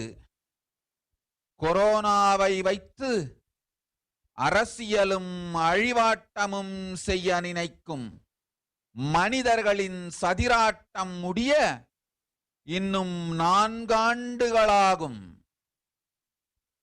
என் பக்தர்களையும் சீடர்களையும் கைலாய வாசிகளையும் நானே காத்துக் கொள்கின்றேன், நானே காக்கின்றேன். என் பக்தர்களுக்கு ஒரு துயரும் ஒரு துக்கமும் வாராது. ஆனால் உலகின் இந்த கொரோனாவின் சதியாட்டம் முடிய 4 ஆண்டுகள் ஆகும். 2025 தான் அடங்கும். இது சதியாட்டம், மனிதர்களின் சதியாட்டம்.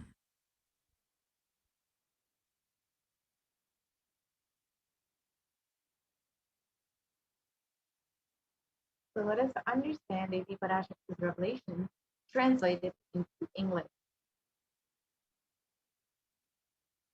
Corona is destroyed, but it will take 4 years for the political conspiracies done by humans to end. I will protect my devotees, disciples, and Kailasavasis. No suffering will come for my devotees, but it will take 4 years for the conspiracy of Corona to end. It will come to an end only in 2025. It is a conspiracy, a human conspiracy.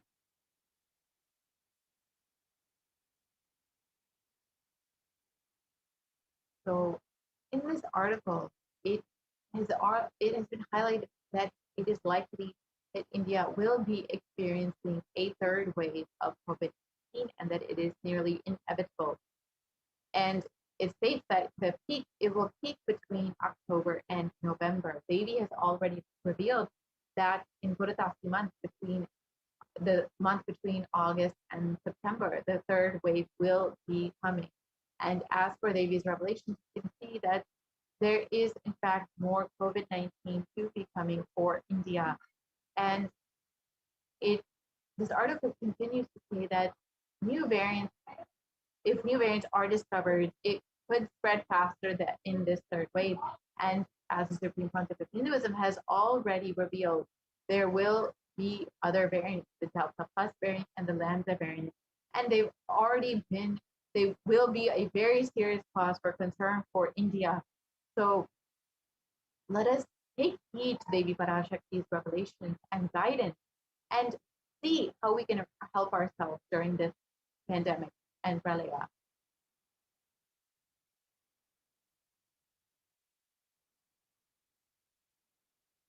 With more and more waves of COVID-19 coming up, what is the best way we can protect ourselves? And does anybody have a solution for us?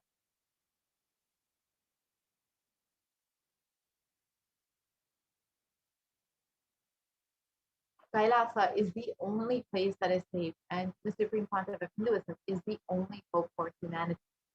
And if you would like to protect yourself, as Devi revealed and as the Supreme Pontiff of Hinduism has been continuously telling us, the only priority is to keep yourself alive. Only focus on that.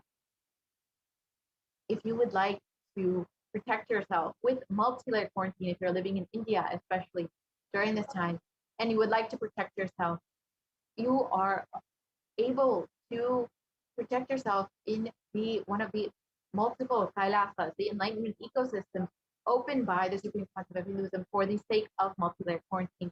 Already, many people have already availed this opportunity and are experiencing not only protection from this pandemic, but the beautiful enlightenment ecosystem that the Supreme Pontiff of Hinduism has created for humanity. And they're literally living in the womb of the Supreme Pontiff of Hinduism with all of the physical and spiritual protection. And you are able to avail this opportunity by going to kailasa.org/kailasacare. You can sign up today and protect yourself, protect your family. As the Supreme Pontiff of Hinduism has revealed multiple times, the only priority for this year is to protect yourself. Do not focus on anything else. Just focus on that. And the Supreme Pontiff of Hinduism has also made the Kailasa enlightenment ecosystems completely friendly for any person who would like to quarantine there, with free internet and free food, free medical care, which includes Ayurveda, Siddha, allopathy, homeopathy, and any type of medicine that you could want will be provided. With the basic day-to-day healthcare will be provided for anyone who is interested in protecting themselves and quarantining in one of the Kailasas. Not only that, all accommodations will be free, all food, everything will be provided completely free. So if you are interested in protecting yourself and you want to sign up today, you are more than welcome to visit at kailasa.org/kailasacare. The link is projected here. And you can see the various quarantine centers that Kailasa has opened up and sign up for protecting yourself and protecting your family. With this, we will be concluding this segment of the Devi PARASHAKTI Akashic reading and be moving into the next segment where we will understand some of the offerings that we can make to Devi PARASHAKTI. Over the past several months, Devi has been guiding us, blessing us, giving us boons, answering all of our prayers, healing us, and literally holding our hands through this pandemic and ensuring that we are making the right decision. And if you feel gratitude and love and overflowing gratitude for Devi, you are able to show this through these various offerings that we will explain today. So in the next segment, we will be understanding some of those offerings that we can make to Devi PARASHAKTI. So we will be right back for this segment after a very short break.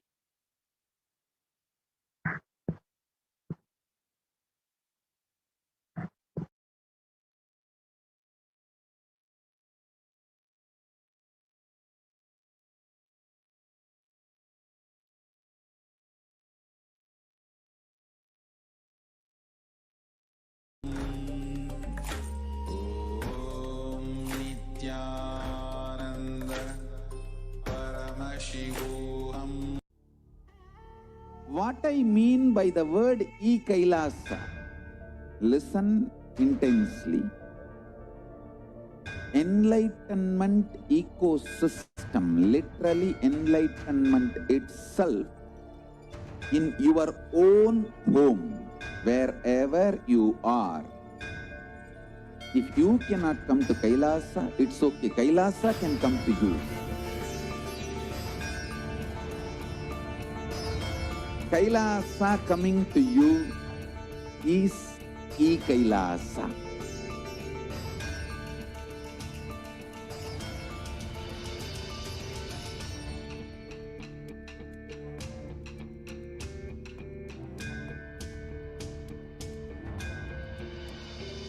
I will revive Hinduism. I am a Hindu revivalist, not by any revolution, but by evolution.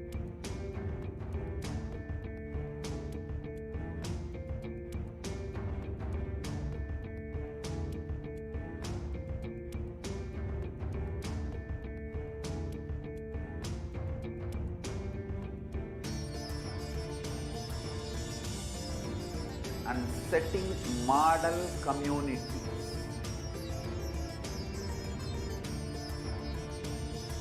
Kailasas, enlightenment ecosystems, Sarvanya Peethas all over the world.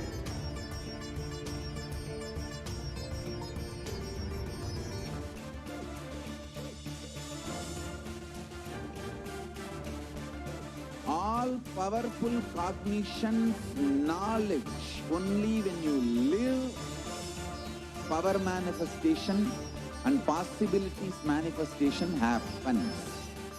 It's a fundamental truth.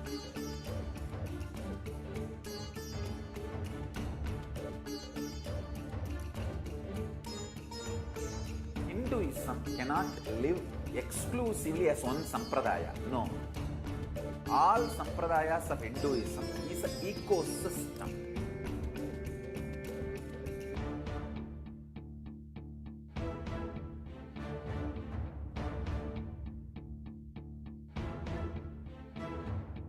So don't keep quiet thinking that if one sampradaya is attacked, only that sampradaya is going to be affected. All of us are ecosystems.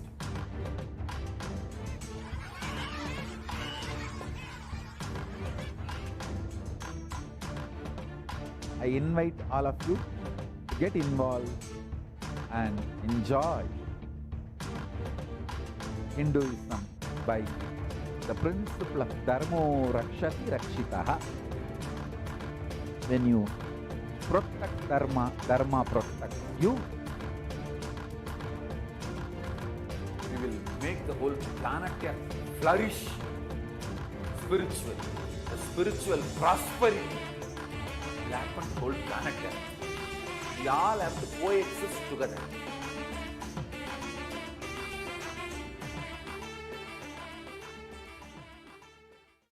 Just be alive for next 3 years. Don't die within next 3 years.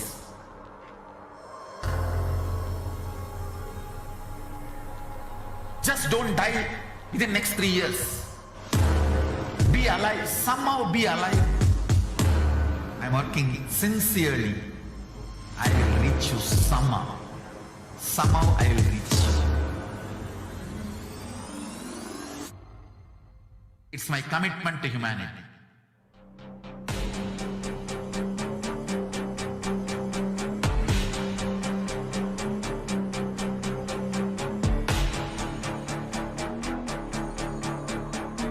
Just don't die within the next 3 years. I will reach you wherever you are, whichever corner of the world you may be. I will reach you with enlightenment. You manifesting the space. Nityanandam, welcome back to all of the viewers who are joining with us today. Now, let us enter into the next segment on the various different offerings that you can do to Devi PARASHAKTI, offerings that we can offer to Devi PARASHAKTI. Yes. Now, in this segment, we are going to be understanding the various levels of offerings and the different significance behind each and every one of the offerings. All offerings have a deeply profound significance. They have some way that it is a profound significance, it is extremely beautiful, and they simply, through the powerful cognitions itself, make you manifest oneness with the divine. In Hindu tradition, for every occasion, for every different occasion in our lives, for every special occasion, whether it is our birthdays or our anniversaries, or if we are buying a new home, or if we are buying a new car even, or if we're starting school for the first time, or starting a new venture, whatever it is, we always invite God into our lives. We ask for their protection. We pay gratitude for the amount of guidance and protection they have, and for bringing us thus far in our lives, and request them to further guide us, further protect us as we take the next step in our life. And that is a part of the Hindu tradition, and it's a beautiful way that we incorporate these offerings in our life. Offerings are a way that we manifest living enlightenment, literally living the science of enlightenment, practicing the presence of God. That is the extremely profound beauty of it all. And the offering is not at all made out of fear or greed, like many people say. And many people try to misrepresent these offerings. Offerings are giving of a divine gift and pure love and devotion and oneness. And it always consists of two parts, giving and accepting. And when an avatar lands, the offerings are purely a part of the grand Leela played out only for the purpose of enlightenment. The truth is that the divine plays out their many Leelas in our lives in so many different ways.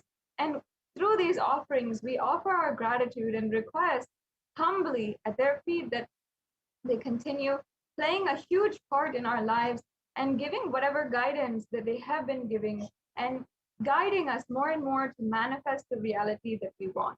And that is really the ultimate guidance, the ultimate thing that we ask from these offerings when we are making an offering.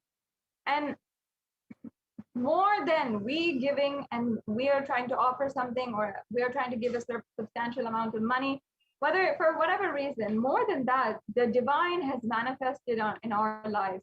And having recognized this, knowing that this is the truth, therefore we manifest our reality and we make these offerings. We take the steps to make these offerings. And I know there are many people out there who strongly feel that Devi PARASHAKTI has manifested in their lives in so many different ways, whether it is manifesting the type of relationships that we want or the type of the amount of wealth that we want in our bank accounts or anything. Devi PARASHAKTI has already manifested, blessed, and given us the insurance in her protection. So many people have even healed from COVID, have healed from so many diseases. There have been so much that Devi PARASHAKTI has literally healed and blessed.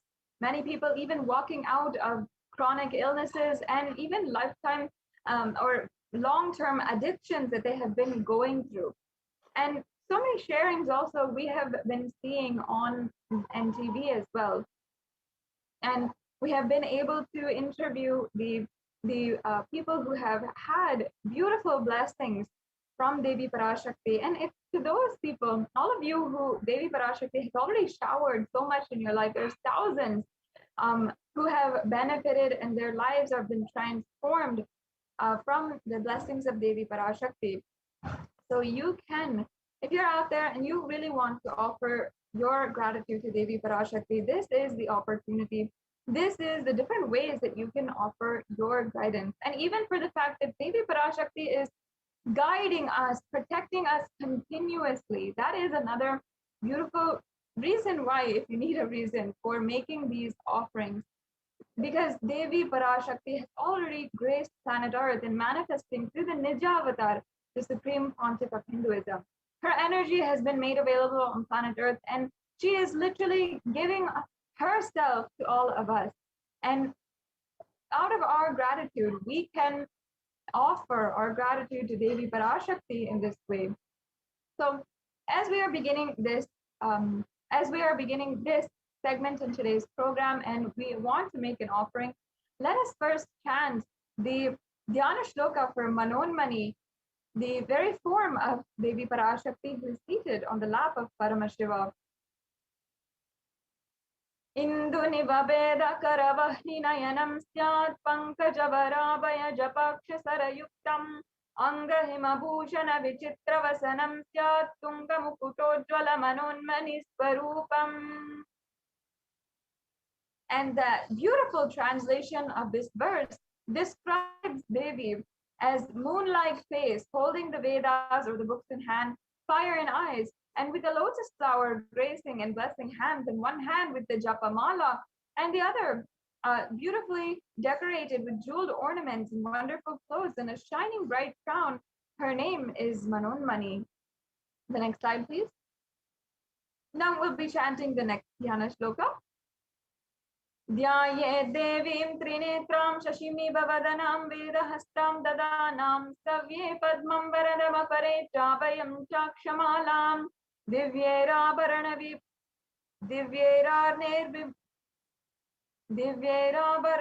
vibhushitatanum brahmadibhi pujitam devimeva manonmanim pradidinam kamatradhatrim shubham.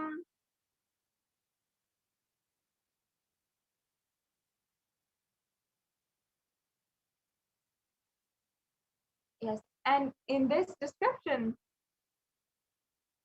Devi PARASHAKTI is described.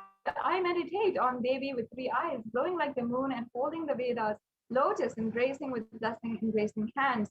She is wearing beautiful ornaments. She is worshipped by Brahma and other many gods and showers auspicious boons for all actions every day.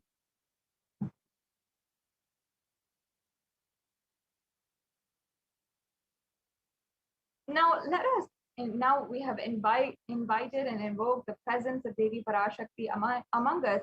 Let us now understand the foundation, build the foundation and establish the significance of various different aspects of these offerings, beginning with the significance of the element gold. In this day and age, for human beings, you and I know the significance that society places on gold. We know its economic value. We know that it's a precious metal, and we know all the folklore and the popular culture behind gold, how it's associated with treasure. And from thousands of years, gold has always been such high value. But unfortunately, Due to the lost sciences of Sanatana Hindu Dharma, the sacred significance behind gold is actually lost. We don't know what actually gold is worth to us. In fact, gold is a divine element. It purifies anything that it touches, and it is an element of spiritual significance and great spiritual power and healing and lightening. Gold has the power to infuse sattva energy and infuse positive thought currents, and it can purify the being, and it can literally electrify, literally be able to powerfully energize anyone who wears it or anyone who even sees it or operates within its vicinity. Excuse me.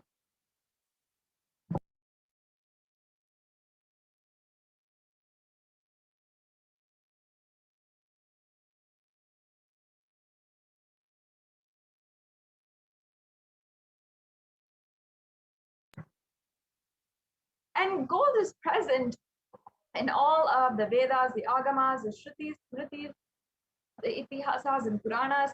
And in the Hindu scriptures, it is abundantly displayed that gold is the most auspicious and purest metal, which purifies our being. In the Hindu civilization, everything was built in gold and exchanged in gold. Ritual feasts were offered in gold bricks. And when was to be saved from life-threatening illnesses, gold was offered as a ritual fee. And gold was in abundance and used for weighing equivalent amounts of commodities, including cows. And kingdoms were built with huge doors of gold. The streets would have huge doorways and huge archways made of gold. And even the horses and cows were all dressed and adorned in gold and worshipped as the divine, literally.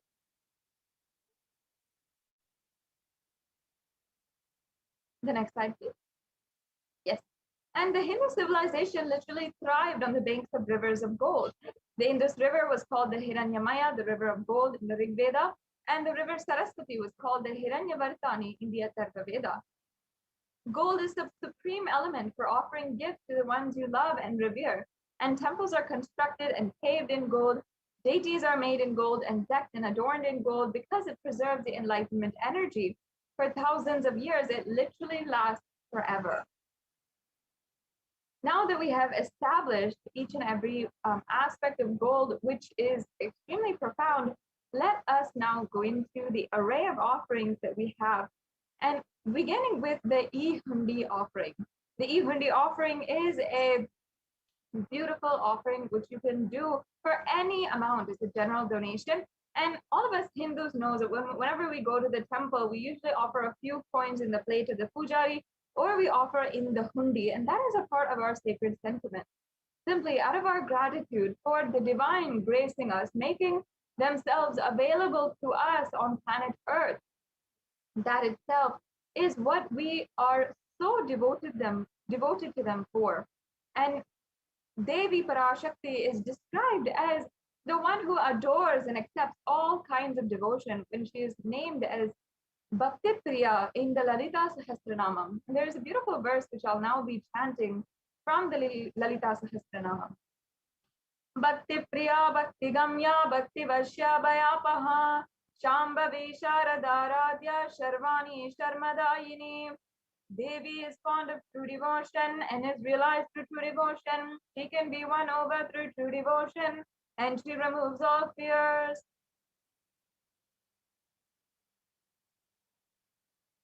Yes, and the next slide, please.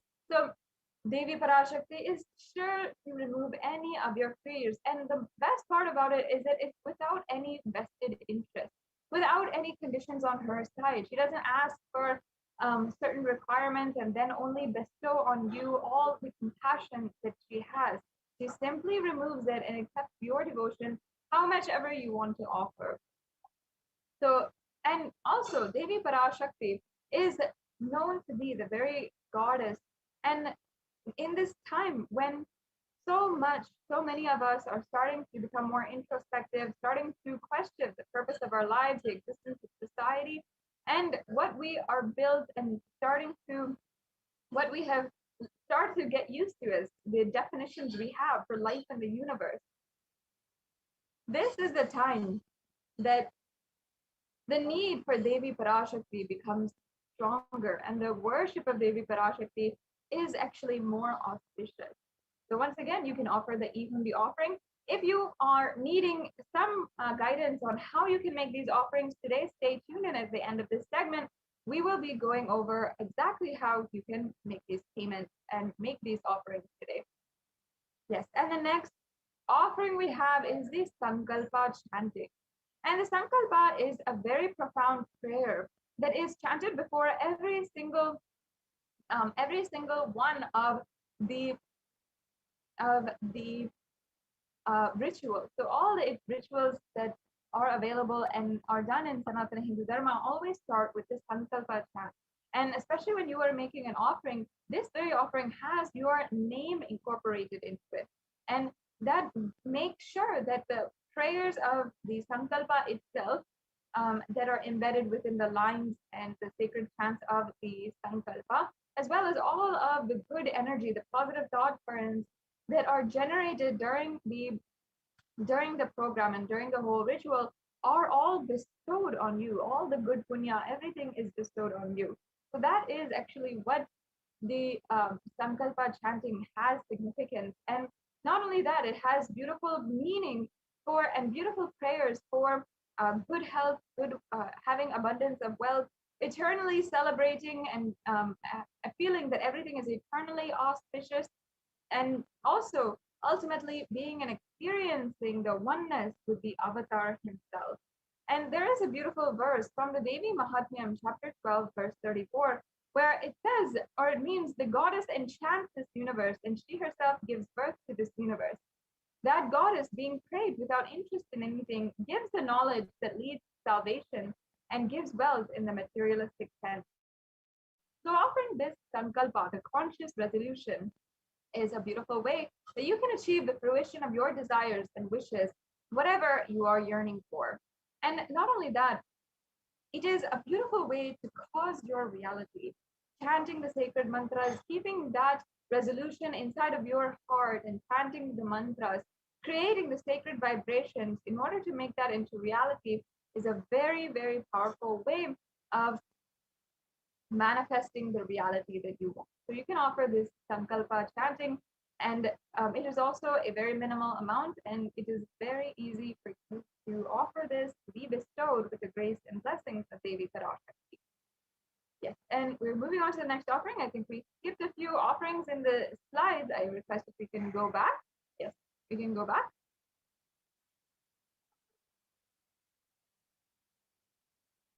Can we go back to the previous slide, please?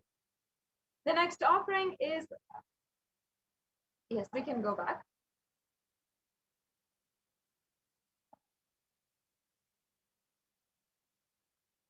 Yes, the next slide, please. Sorry, we can go back to the previous offering. Yes. Okay, so the next offering is the Swarna Padma Pushpa. And this offering is actually referenced in the Kamikagama, where it says that all of the various kalashas, all the pots that are offered during the rituals of Paramashiva should be adorned with a golden lotus.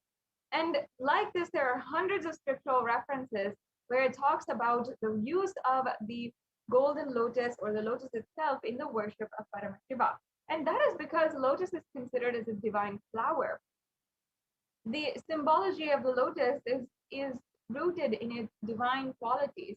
In fact, because it has such resilient qualities, such elegance and beauty, and it's known for its resilience, standing out as the most beautiful flower in any kind of pond water or polluted water or dirty water, whatever it is. And that is the divine quality of the lotus. And that is why in Sanatana Hindu Dharma, all the Vedic rishis associated the lotus with the worship of Paramashiva, and also just like gold, they placed it in all different kinds of symbology. They placed it in the arts and architecture. Even all of the chakras inside of our body are symbolized with lotuses and different petal lotuses. In fact, the Sahasrara chakra, as we'll be discussing later on in this segment, is represented by 1,000 petaled lotus. So the lotus has so much of significance, and Also, the lotus leaf, the pericarp, and the petals, each and every one has different significance and different uses in the worship of Paramashiva. That is also another reason why it is considered a divine flower. It can be used wholly. The same way with the coconut and so many other different ways, the elements and the natural gifts that can be used in many, many ways, all of those are considered divine because literally they are like Ganga. They are just for the whole people and can be used in any which way that people want. And so as well, the Shakti of Paramashiva is also considered the lotus.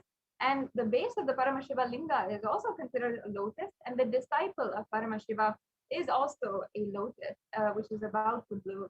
So you can offer this Varna Padma Pushpa, the golden lotus, in order to have the blessings of Devi Parashakti radiate the state, space, and powers and being of Devi Parashakti in any adverse situation in your life, just like the divine goodness. Yes. So now we have the next offering, the Swarna Metti, the golden toe ring. And the toe ring actually has its origins and roots in the references of the Hindu scriptures. And even though today the popular culture uses a lot of toe rings and toe rings have become very fashionable nowadays, still in the Sanatana Hindu Dharma, we have the oldest reference for the use of the toe ring. And in fact, even until today, the custom is that during the Hindu marriages, the toe ring is adorned on the bride. And Devi Parashakti is invoked in the bride. She is literally worshipped as Parashakti herself, as the divine feminine consciousness. And she then is adorned with this toe ring. And that actually is referenced here in this verse, and which I'll be chanting right now. Nakhadiditi samtana namajjana tamoguna padadvaya prabhajala parakrita saroruha. This verse is from the Saundarya Lahari, a very beautiful chant and ode tribute to Devi Parashakti, composed by Adi Shankaracharya, the incarnation of Paramashiva, who literally lived in around 1000 AD, and he was considered as a survivor of Sanatana Hindu Dharma. And this chant, the verse means, you whose brightness from toenails destroys the darkness of ignorance from the minds of your devotees to prostrate at your feet, you whose brightness from your 2 feet overpowers that of the lotus flower.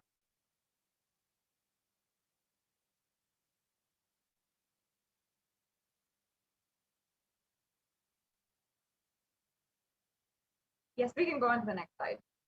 So as you can see, this is the very beautiful meaning of this verse. And as you can see, it's not just her feet, which are so, extremely auspicious, but even her toenails. If they grace you, that is the power of Devi Parashakti. If the toenails grace you, even just the small half an inch of her body, of her divine graceful body, the last half inch that there is for her body in her presence, she literally can remove all the darkness, all the ignorance of her life. So this Swarnamati is a golden toe ring to adorn that very toenail. So that is the beautiful significance behind this verse and also behind this offering. You can make this offering and literally be blessed to have all the darkness, all the ignorance be removed from your life by the grace of Devi's toenail. So this is a very beautiful verse. The next offering is the Swarna Mangtika. We can go on to the next slide, please.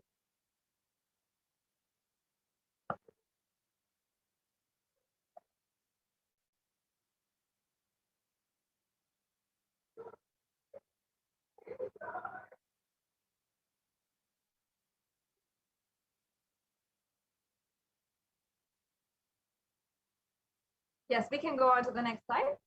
The next offering is the Swarna Mangtika, another offering which is extremely significant. And nowadays also in popular culture, we're starting to see, or we have been seeing how the headdress is adopted from Hinduism and put in all types of different jewelry. And that is the Mangtika, which is a hairline jewelry that goes from the crown of the head to the forehead. And sometimes it's right across the forehead, sometimes it's along the hairline. And there's so many different ways that the Mangtika or has been adopted by the popular culture. But actually, again, this Mangtika has origins in the Hindu culture and the Hindu jewelry. And that is because we adorn Devi PARASHAKTI with this Mangtika. It is actually a representation of the nectar which is flowing from the Sahasrara Chakra. And the Sahasrara Chakra is the crown center, as we had discussed before, is the represented by the lotus, 1,000-petal lotus at the crown of the head, and it is so powerful that literally when it opens is considered the enlightenment experience itself. And that is why when Devi Parashakti is also described as Shuddha Saravi Varshani, and that is means she who bestows the very ultimate experience of Paramashivoham, and whose nectar is overflowing from the Sahasrara Chakra, and who makes that very experience happen in you. So with her grace and blessings, and with this offering of the Mangtika, you can offer this and be graced with the overflowing gratitude and the space of complete completion to Devi Parashakti. Yes, I request if we can go on to the next slide.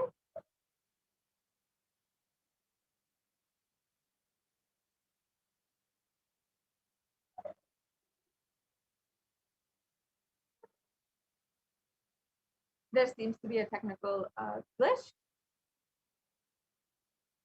Sorry, to all the viewers, we'll just be right back with you and fixing this right away.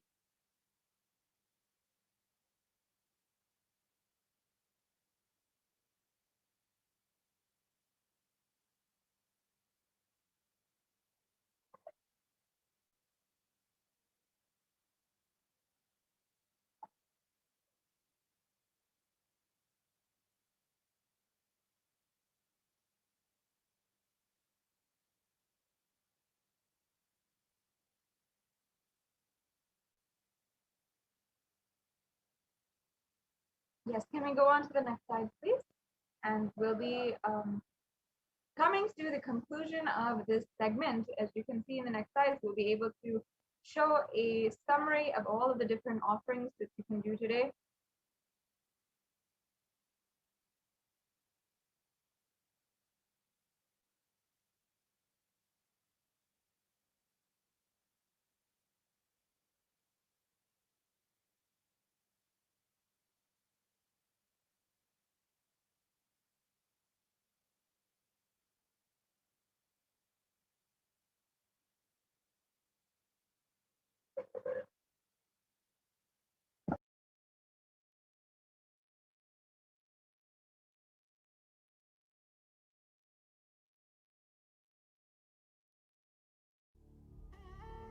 What I mean by the word e-Kailasa, listen intensely.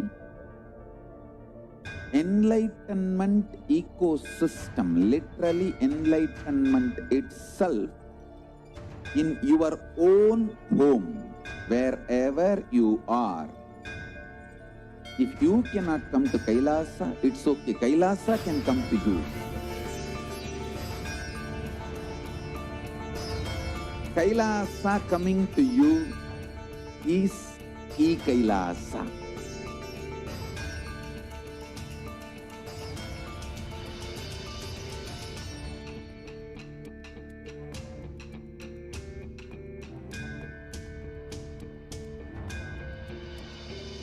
I will revive Hinduism.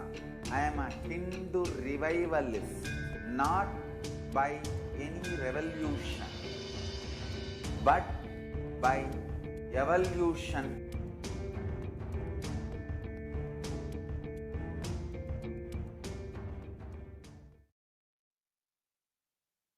Yes. So as you can see, this is the Swarna Mangtika, the golden hairline jewelry that is offering. And this Mangtika again represents the nectar overflowing from Sahasrara Chakra.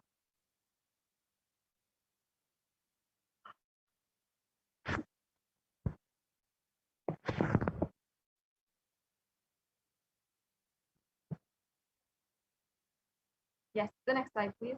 Now we have all of the, yes. So the next offering is the Pratyaksha Pada Puja. And this offering is not just offered to Devi PARASHAKTI, but also the Guru, the Supreme Pontiff of Hinduism, Jagat Guru Mahasanidanam, His Divine Holiness, Bhagavan Nityananda Paramashivam.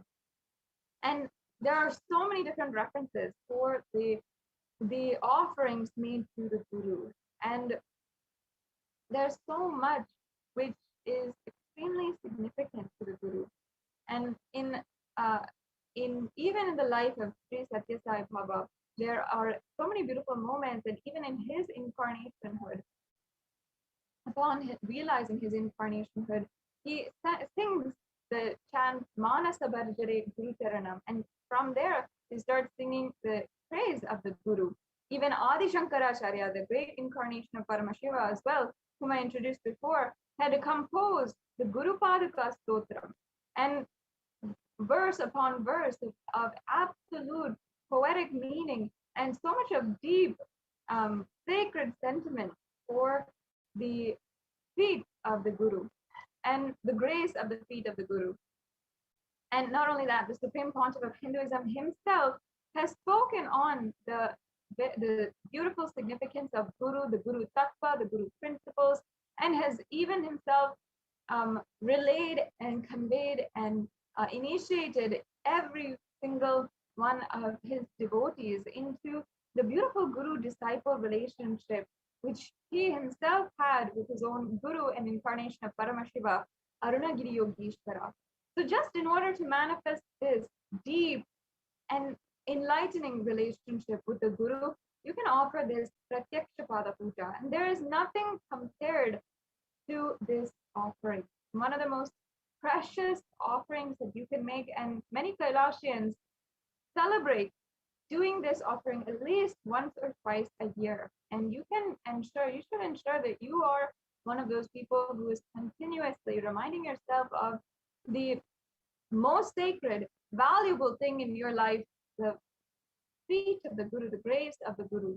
So with this offering, you can offer and surrender at the feet of the Guru and offer the Pratyaksha Pada Puja, and literally you will see how you manifest anything you want in your life after that. Yes. The next offering is also at the feet of the Guru, the Vastra Seva, which is the Alankaram offering, where we're offering the sacred cloth, and this is for at the feet of the Supreme Pontiff of Hinduism, which you can offer as well. Yes, we'll now go on. As you can see here, we have all the 9 different offerings that are available today: the Evehundi offering, the Sankalpa chanting, the Devi Sahasranama Kasu, the Mukta Anguti, the Swarna Padma Pushpa, the Swarna Meti, and the Swarna Mantika, the Pratyaksha Pada Puja, as well as the Vastra Seva.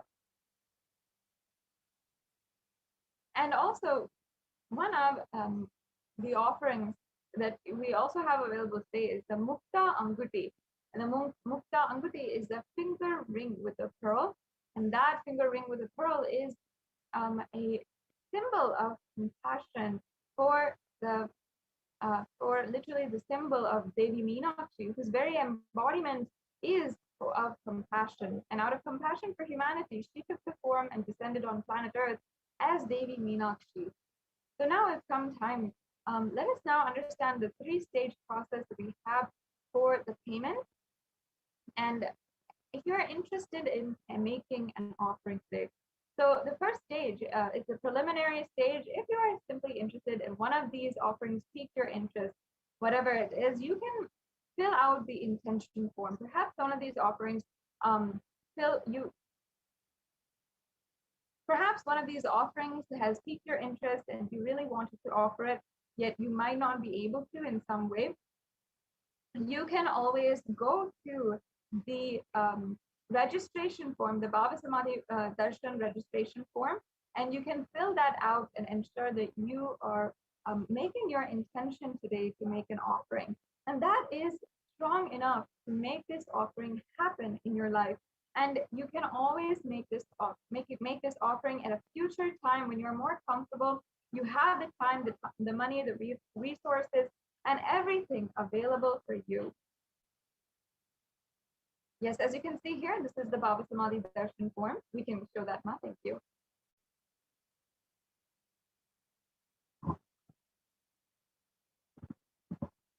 Yes, so this is the Bhava Samadhi Darshan form, and you can simply fill out this form. You can register for this program and make your intention to make an offering. And it's as powerful just to make an intention as it is to make the offering itself. Because the minute you have that spark and that peaked inspiration to manifest the divine oneness with the avatar, with Devi PARASHAKTI herself, that is the moment you should start acting towards it. And there is no stopping that. The minute you feel that fire and yearning, burning desire to personally offer something and personally manifest oneness with the divine, that is the moment that you should start acting towards it. Make an action today. And this is available for you if you not need to do that. You want to start manifesting these beautiful offerings in your life today. So start by registering in the Bhava Samadhi Darshan form. So this is the form. Ensure that you're registering and you are you're filling out all the details. As you can see, it's a very quick form, and you can also make your intention for what you might want to offer and how soon you might want to offer it, and also you'll be able to get more information as well. For example, there are many other offerings that are available with different occasions and different festivals. For example, for Guru Purnima that we had recently, there's a Tulabharam offering that is there, and so many other different kinds of offerings that you can do for Guru Purnima. And next, we'll be celebrating Krishna Janmashtami as well as Ganesha Chaturthi and Navaratri. So in every single different occasion, there are many different offerings that are made available for you. And even if this is not something that you can do immediately, you can always sign up and ensure that you are getting the notifications and the emails for future events and future offerings that might become available. And never deny that small part of you that might have been awakened today, and that desire inside of you, that deep yearning in order to experience oneness with the divine. Yes, let's go on to the next slide. Yes, so here we have the link for the payment. This is the second stage of the process. As you can see, it's very simple. If you've been doing online shopping nowadays, you know this kind of payment form, and you just have to select in the drop-down menu the offering that you want to do, and then you can add that to your cart, and then proceed to your cart, fill out, yes, and then you can proceed to checkout after you've reviewed all your items in your cart and see that that is okay with you, and then you can fill out your billing details as well as your payment details. There are several different options for the payment, as you can see, the different kinds of credit or debit card you can use. And then once you've filled that out, you can submit your payment. And after this process, again, it's a very simple and very easy process. After that, you need to go to the Sankalpa Names 2021 form, and this form is available at tiny.cc/Sankalpa2021. And as you can see, you have to fill this form out, and you'll be asked for the names of yourself as well as your family members. And you have to fill that out and ensure that you are giving these details. This form will also ask for other details such as your gotra, your nakshatra, and many Hindus will know this information and know that it is a part of the Sankalpa mantra, which is chanted during the rituals. However, if you do not know this, perhaps you don't have a background in Hinduism, you don't know exactly what is your gotra, your nakshatra, then you don't need to worry. You can just submit your names and proceed with submitting the form. So anyone can offer, you just need your names. If you have the information of your nakshatra and gotra and other information, you can always fill that, and those will also be chanted during the puja. And so as you can see, these are the links for the forms once again. And we also have another option, which is a YouTube super chat that you can offer. And in YouTube, there is a very exciting feature where you can go to YouTube and you can make a donation. And first, make sure that you are a part of, and you can join, as you can see here, and make sure that you are joined as a member of the at Kailasa's SPH Nityananda YouTube channel.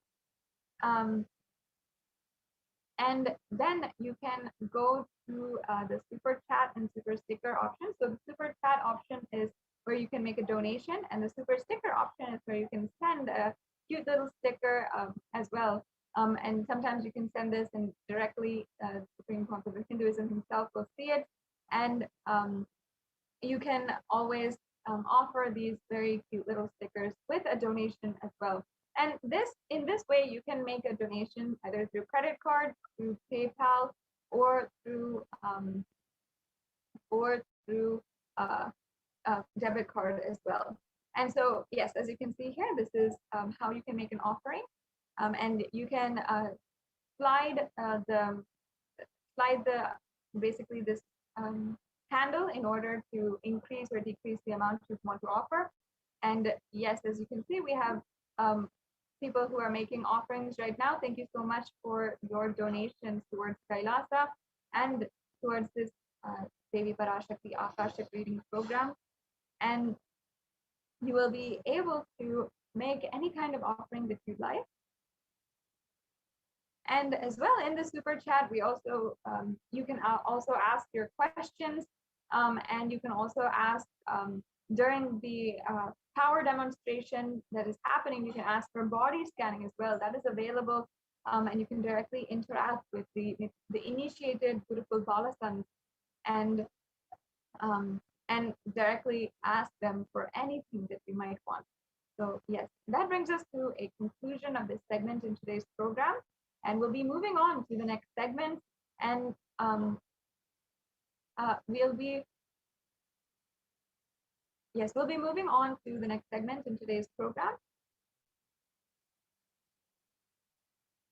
where a representative from the Adi Kailasa Sarvagnya Peetham will be sharing with us the latest update about the Kailasa COVID Care Center in Adi Kailasa Sarvagnya Peetham, as well as all over India, which recently has been actually recognized by the UN and published in the Human Rights Commission website, which is a very, very notable branch of the United Nations. So this is a very interesting as well as victorious update that we will be hearing from the representatives of Adi Kailasa Sarvagnya Peetham, who are there and literally running the Kailasa COVID Care Center. So it's a very exciting thing. And well, this UN report was also submitted as a proposal for the different ways that an international treaty can be proposed for nations to come together and address the COVID-19 pandemic as a globe at large. So Kailasa is literally participating in these extremely important global issues as well, and leading so by submitting reports and giving solutions from Sanatana Hindu Dharma. Very, very exciting. And Ma Dayamay Swami from Adi Kailasa Sarvagnya Peetham will be leading the next segment, where we'll be really understanding the nuances and the nuances of the COVID report, the COVID and multilateralism report that was submitted to the United Nations, as well as the latest updates and the ongoing of the Kailasa COVID Care Center in Adi Kailasa Sarvagnya Peetham, as well as all over India. So thank you so much, Ma Dayami Swami, for joining us today and helping all of the viewers understand the latest updates from Adi Kailasa Sarvagnya Peetham, and which are extremely exciting and a very good news for Kailasa being recognized by the United Nations for the contributions and solutions towards the global pandemic that is going on. Thank you so much for joining us. Thank you so much, Ma Sadashiva. Moving on to your segment right now.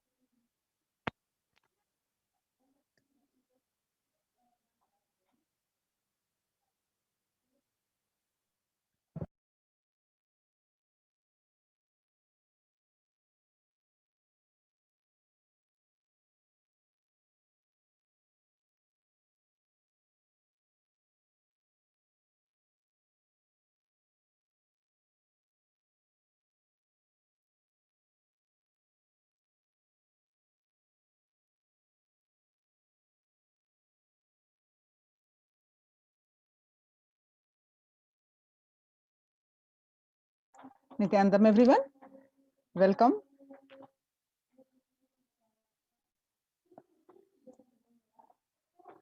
So now we're going to present in this segment the Kailasa's de facto spiritual embassies, the COVID care protection centers, how these de facto spiritual embassies are helping the participants of these whoever joined their in overall their health, wealth, peace, joy, bliss, and protection from COVID care. So let's understand, and this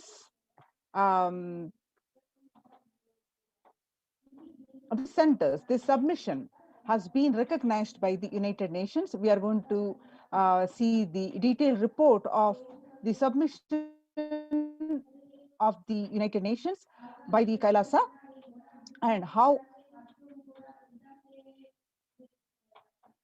we're going to understand detailed report of this United Nations recognition of this report. And well, let's first understand about these centers, Kailasa's de facto spiritual embassies, the COVID care protection centers, with the blessings of the Supreme Pontiff of Hinduism, Jagat Guru Mahasannidhanam, His Divine Holiness, Bhagwan Nityananda Paramashivam. Let's start with the Sadguru Vandanam. Nityanandam Paramasugadam Kevalam Jnanamurtim Dvandvatitam Gagana Sadrusham Tattvamasya Dilaksham Yekam Nityam Vimalamachalam Sarvadi Sakshibhutam Bhavatitam Triguna Rahitam Sadgurum Tam Namami. Yes.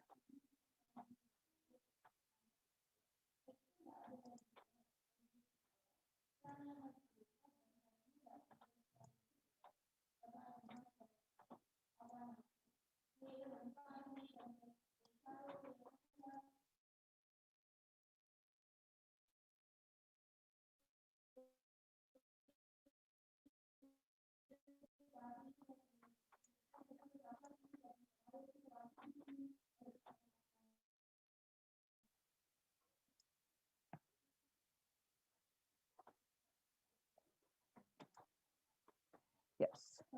So the Kailasa's multi-layered quarantine opportunity and the Kailasa's de facto spiritual centers in India during the COVID-19 as a practical solution, resulting in health, joy, and bliss. So with the blessings of the Supreme Pontiff of Hinduism, Jagat Guru Mahasannidhanam, His Divine Holiness Bhagwan Nityananda Paramashivan's blessings, on 5th June 2021, Devi PARASHAKTI revealed that due to the pandemic, the world majorly suffers with the mental illnesses, with the depression, anxiety, and related issues. And the state of the world reports across the various sources confirming the same. And let us also understand how what Devi revealed, how the across the world reports are confirming how the Kailasa's de facto spiritual centers are implementing these remedies and successful in implementing these. And we also see the greatest news that the few days back, the United Nations recognizes these efforts of Kailasa and published this detailed report of the protection. So let's understand more details. The revelations to the world by the Devi PARASHAKTI on 5th June 2021. Not only people dying in crores, the financial and mental retardedness, you will also see minds getting collapsed. Freedom from all this suffering is the life of living enlightenment. First, prevent yourself from this deadly corona. Oh people, do the job of saving your life as first priority. Listen properly, people. The only way to protect yourself from this overflowing cosmic pralaya and from the demonic people who search for destruction for themselves and for others because of Pralaya, go to Adi Kailasa, get shelter at the feet of Paramashiva. Save yourself from corona and death, economic crisis, and mental collapse that is formed because of corona. Save yourself and move towards enlightenment. Move towards Paramashiva, Parampurul. Do yoga and tapas. Do seva to all the devotees of Paramashiva. Live a good life. Just for that, I have opened the doors of Adi Kailasa. For all those in the universe, not only human beings, as even Siddhas, Jnanis, and Yogis have come and doing penance in Adi Kailasa. For everyone who come, goodness, prosperity, Jnanam, and Yogam will overflow. Do not have fear, bliss is there. And do not have worry, I will protect with goodness. Just for that, I have opened the doors of Adi Kailasa. For all those in the universe, not only human beings, as even Siddhas, Jnanis, and Yogis have come and are doing penance in Adi Kailasa. For everyone who come, goodness, prosperity, Jnanam, and Yogam will overflow. Do not have fear, bliss is there. Do not have worry, I will protect with goodness. Happiness is there, enlightenment is there. Do not have fear, bliss is there. I am solving sufferings. I am the Samayapurattu Kannatal who comes and helps at the right time. These are the revelations about our mental health. They were revealed on 5th June 2021. And the media articles confirming the same on 6th June 2021.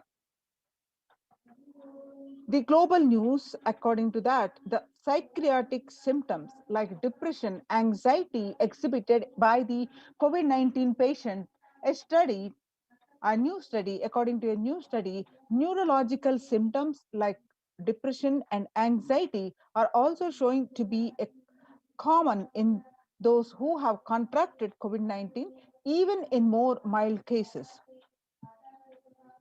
The revelations about this mental health on 5th June and media articles confirming the same on 8th June 2021 by BMC Psychology, the impact of COVID-19 on the mental health of US college students. The results indicate that the students closer to graduating faced increases in anxiety, which is 60.8%, and feeling of loneliness, which is 54.1%, and depression, which is 59.8%. Many reported worries for the health of loved ones most impacted their mental health status, which is 20%. And the need to take care of family most affected current and future plans, which is 31.8%. Almost one half of students took exercising and other remedies to combat this. The revelations about the mental health issues by Devi PARASHAKTI on 5th June 2021 and the research confirming the same on 10th June 2021. The rates of anxiety and depression among college students continue to soar, researchers say. Researchers at Dartmouth College, who have tracked the moods and behaviors of about 200 college students for 4 years, say stress levels are at their highest. By Lauren Lumpkin, the Dartmouth College researchers began tracking 217 students when they entered the school as freshmen in 2017 in of understanding how they behave. They have seen students' stress levels rise and fall, usually in tandem with midterm and final exams. But since the onset of the coronavirus pandemic, the rates of depression and anxiety have soared and have showed no signs of coming down. Since, said the Andrew Campbell, a researcher and computer science professor. The Psychology Today on coronavirus, the psychological trauma and PTSD event report. According to the report, psychologytoday.com, that much has been said about the mental health crisis that is occurring related to the coronavirus pandemic. Much of this information has focused on the all-consuming anxiety, panic, and fear that many are experiencing. While this is important and needs to be at the forefront of discussions, something that has not been discussed in the psychologically traumatic nature of what our mission, what our nation and our world and is experiencing.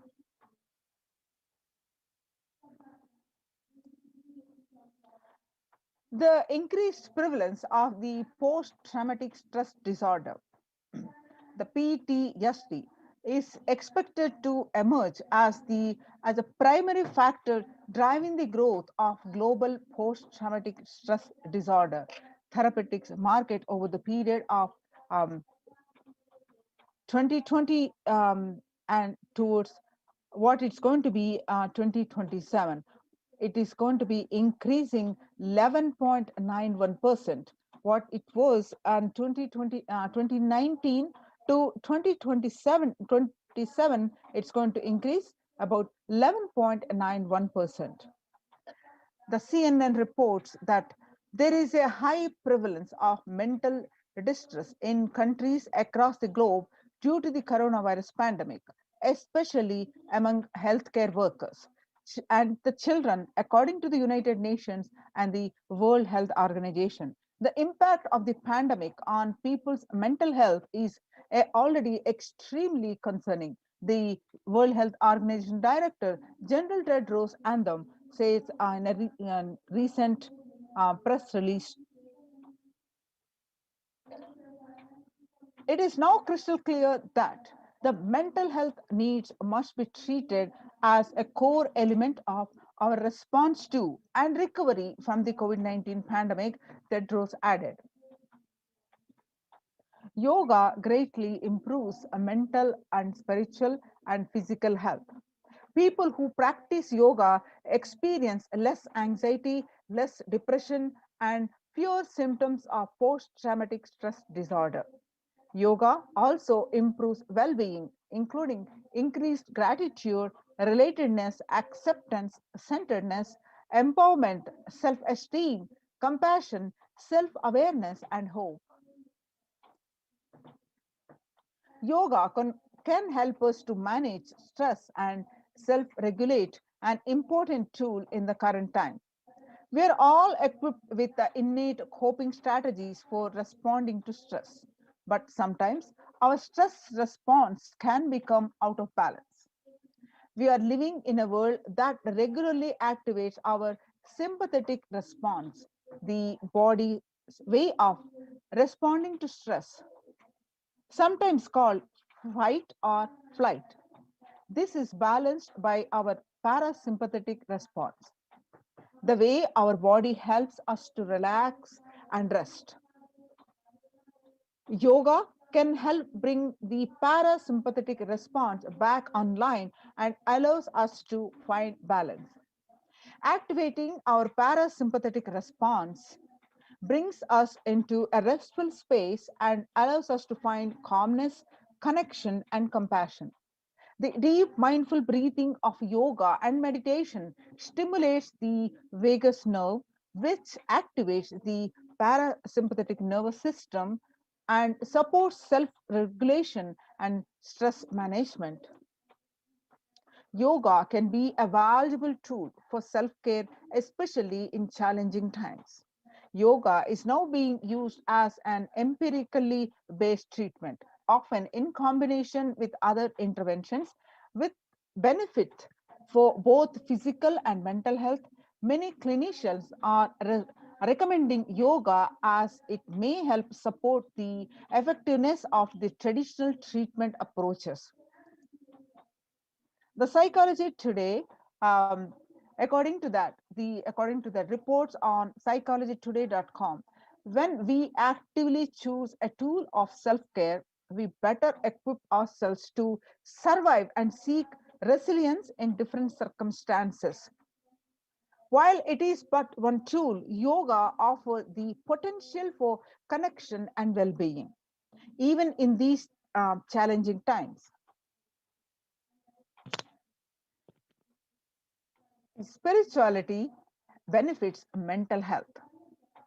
Research shows that individuals have better mental health if they belong to a particular community or have religious beliefs.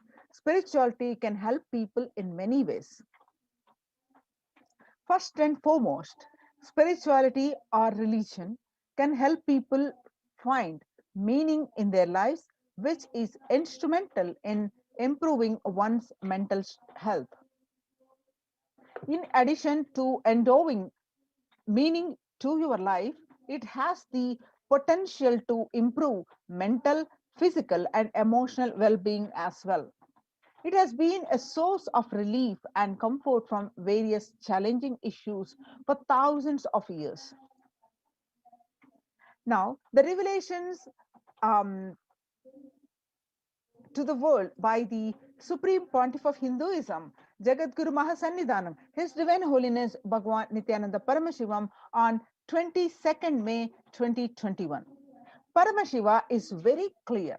Focus on making your body alive. Live alive. Mind is obsessive compulsive reaction. It is nothing but a bunch of unconscious reactions. Do not try to sympathize with the mind. Make your body and life alive. That is the only priority for all of you. I am talking to everyone who has a little love and sympathy for me. For all of you, take this as a guru walk. Make your body continuously, consciously strong. Gym will build muscles. Make you look very nice in the outside. But only yoga and Ayurvedic lifestyle will make you your body conscious. Just see all over the world, all the gym bodies are just dropping dead. Only yoga will make your internal organs strong and your ability to manifest consciousness strong. Let me give you the solution from Paramashiva to protect yourself from this whole pralaya, not just from corona. The amount of depression, the mental sufferings, the way the whole world is suffering, the kind of poverty happening, people losing their job, income, having insecurity, comforts being lost, so much. Just make your life extremely strong. The Supreme Pontiff of Hinduism continued to say that 3 years back, I said, keep yourself alive for next 3 years. I have enough evidence that 3 years back, I trained the whole Kailasa. First, the devotees in their own homes, and second, the Kailasa-vasis inside the Sangha, physically, mentally, psychologically, or consciously for a quarantine life. For being active without getting mentally broken by being in one place. Doing intense yoga, making the body and internal organs strong. Taking bay leaf, neem juice, tulsi, haritaki, triphala churna.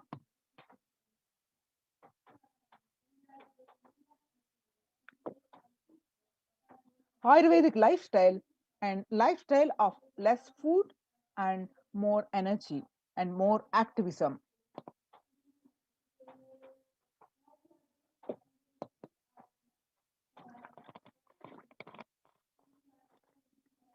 The Supreme Pontiff of Hinduism continued that I only told it is only for an important reason. Please wake up. Quarantine yourself and build your body. Do not bother about your business or any other profit or anything else. This year, if you are alive, that is the greatest profit.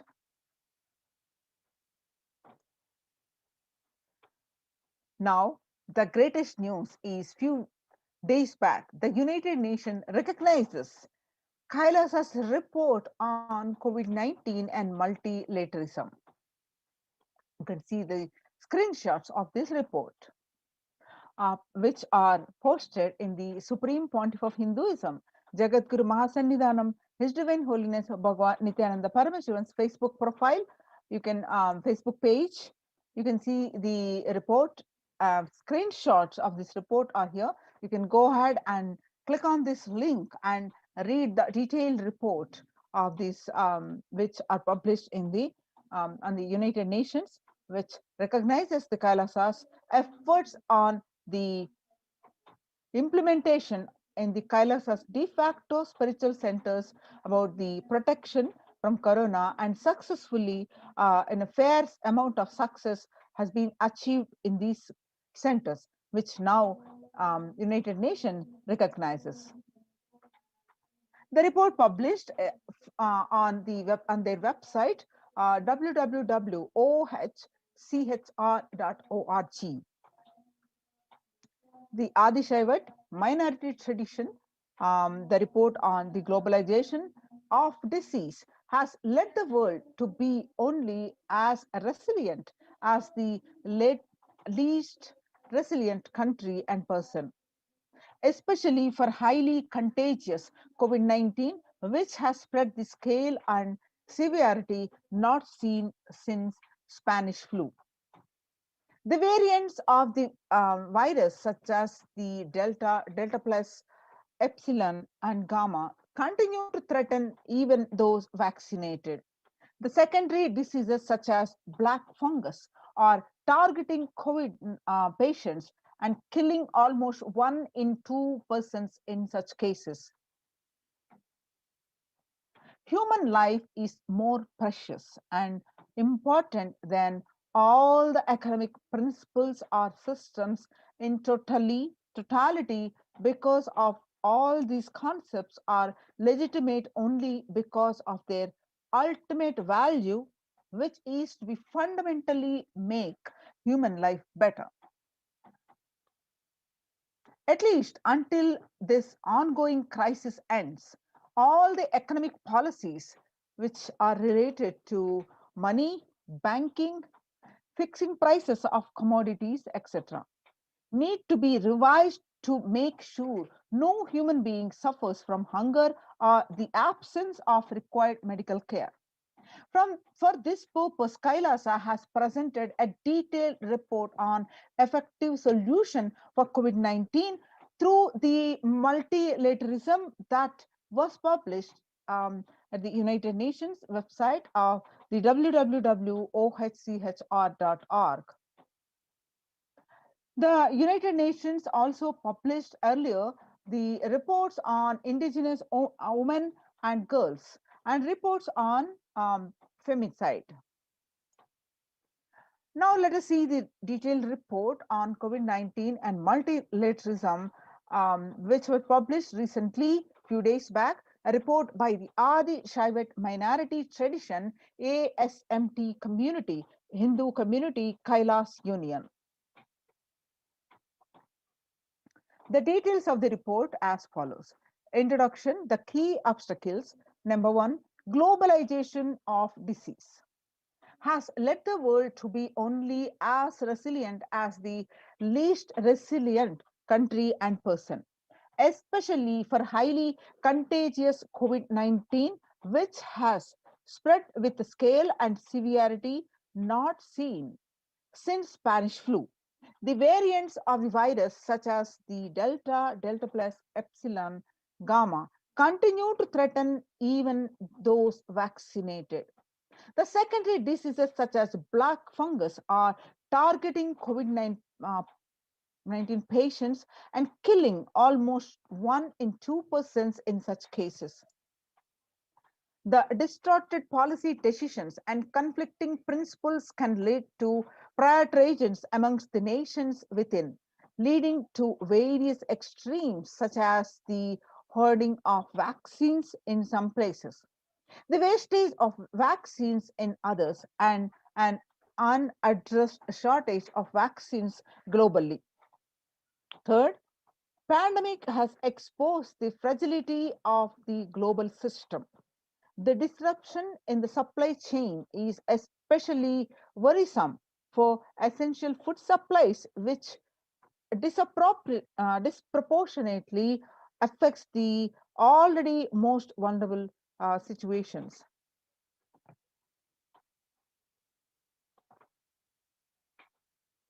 The lockdown have brought the global economy into crisis, bringing recessions and worsening unemployment rates. The frequent lockdown and the ongoing threats of famine, especially in countries where employment is predominantly informal, are exacerbating worries that starvation may cause more suffering than the virus itself. Far more from the SDG2, zero hunger. The number is now predicted to come close to 1 billion. The supporting documentation published on the website, you can see now.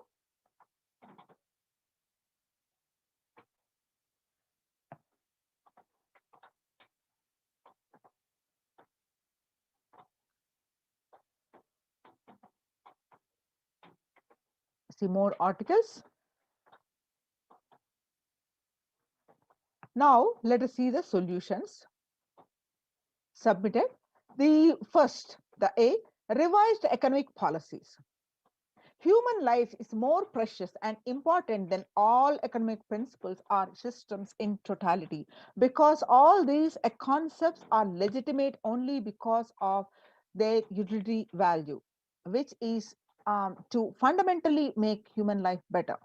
At least until this ongoing crisis ends, all economic policies related to money, banking, fixing prices of commodities, etc., need to be revised to make sure no human being suffers from hunger or the absence of required medical care. As per Hindu principles, the world, including the economy, evolves through the 5 phases. The 5 phases are creation or growth, sustenance or stagnation, recession or revitalization, reinvention, that is 4th, and 5th, breakthrough. As per Hinduism, conventional economic growth is observed when best practices are applied diligently. However, during times of crisis led us to the 4th and 5th phases, wherein the need to reinvent and deliver a breakthrough becomes both a survival need and an opportunity to surpass any means and measures of conventional economic growth. According to the key nations, increased public expenditure during the Great Depression of 1929 improved the economy. However, the government never completely gave up trying to balance the budget, which resulted in it never spending enough to bring the economy out of recession until the Second World War. Similarly, the current crisis requires the governments to temporarily discard trying to balance economic interests that compromise quarantine safety and put human life at risk, and rather reinvent their economic strategies and multilateral coordination for benefiting during the subsequent breakthrough period after the end of the crisis. The Hindu multilateralism. There is an immense inequality in the capacities of governments, organizations, and people in two grounds. First, health response. Second, economic recovery. Surviving the highly contagious COVID-19, where the world is only as resilient as the latest resilient country and person, requires governments, organizations, and people to collectively address the crisis.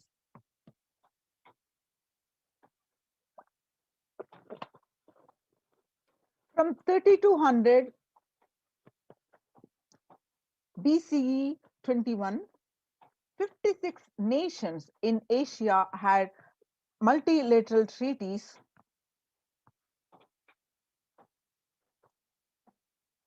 based on the Hindu principle Vasudhaiva Kutumbakam, that is, the entire world is my family.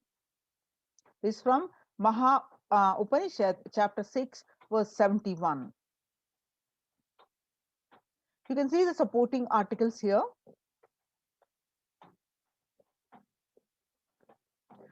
This requires a friendly quarantine setups which are self-sustained and sufficient in terms of food stock and supplies, recreation, employment, education, etc. In India, state governments have attempted to provide free and paid solutions which face various challenges related to hygiene, exorbitant pricing. Some facilities have seen challenges related to requests for private accommodation. The experimental townships, such as the Auroville, have demonstrated a fair amount of success in creating a friendly, safe, and compliant quarantine facility. However, solutions such as Auroville are not open to the public.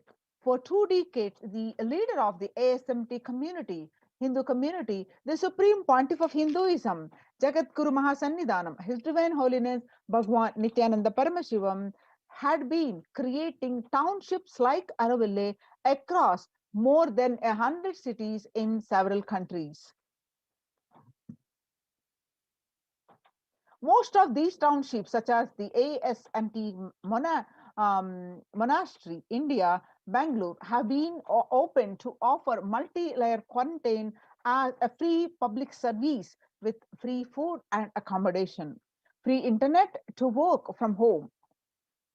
The ASMT community has seen a fair amount of success in these townships with 0 reported cases of COVID infection in the past 2 years and has already saved many lives.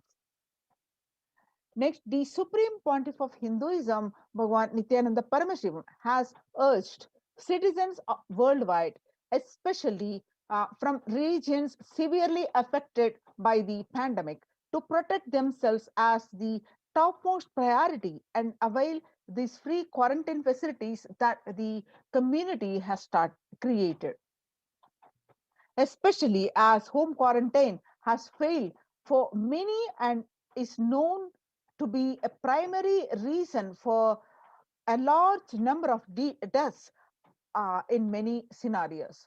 The Supreme Pontiff of Hinduism, Bhagwan Nityananda Paramashivam, has emphasized the need and urged the government worldwide to provide food, safety, medical care, shelter, and all survival needs to all human beings under their care.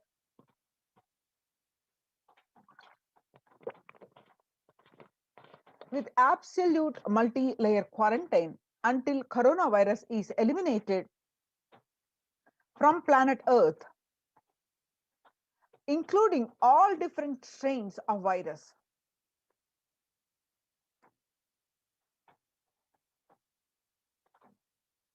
The translation of the Maha Upanishad, chapter 6, verses 71 to 73, only the denigrated, small-minded, with a very pathetic outlook of life, discriminate between kin and a stranger. While for the magnanimous, the entire world is a family. And you can see the supporting articles now.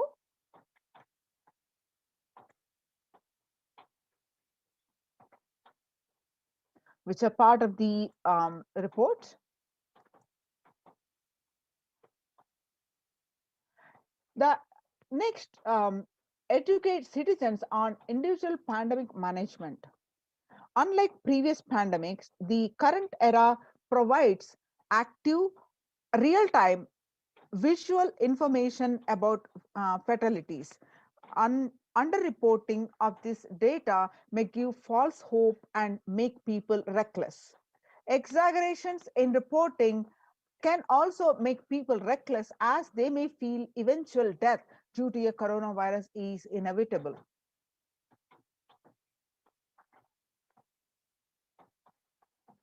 Proper education is extremely crucial, as it will dramatically reduce the number of deaths and reduce the challenge on the healthcare systems. Alcohol-related deaths have hit a record high during this pandemic, and long post-lockdown liquor lines are some extremely worrisome issues regarding which people need to be educated. As a top priority, people need to be given confidence in their life and security about their future for them to stop behaving recklessly or fall into depression and commit suicide. Next, the leveraging best of different economic systems based on charity, barter, and money. The ancient Hindu economic treatise by Paramashiva, the primordial Hindu divinity, describe three kinds of economic systems and their principles. First, for things that do not perish by sharing, such as education and knowledge, Paramashiva recommends that no fee be charged. Second, for survival needs, such as food and healthcare, barter and charity are recommended. For all other infrastructure development works, services and commodities, gold and conventional currently based transactions are allowed. These systems are still in practice in the modern day, but grossly overlooked and not sufficiently studied with their close relation to mainstream economics. The World Health Organization and the GISAID provided early access to data regarding the virus. This is an example of an open knowledge-based economic policy where the crucial data about the virus was not monetized. Similarly, South Korea helped the USA access masks and testing kits. And there was a hope that this would lead to a reciprocal arrangement in terms of vaccine, which is like a barter-based model allowed in food and healthcare.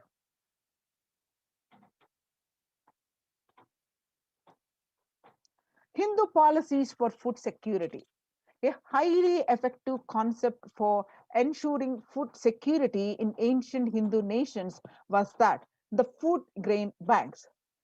These were prevalent until 18th century. The elderly in villages would start food grain banks with the seed capital of grains collected by fundraising.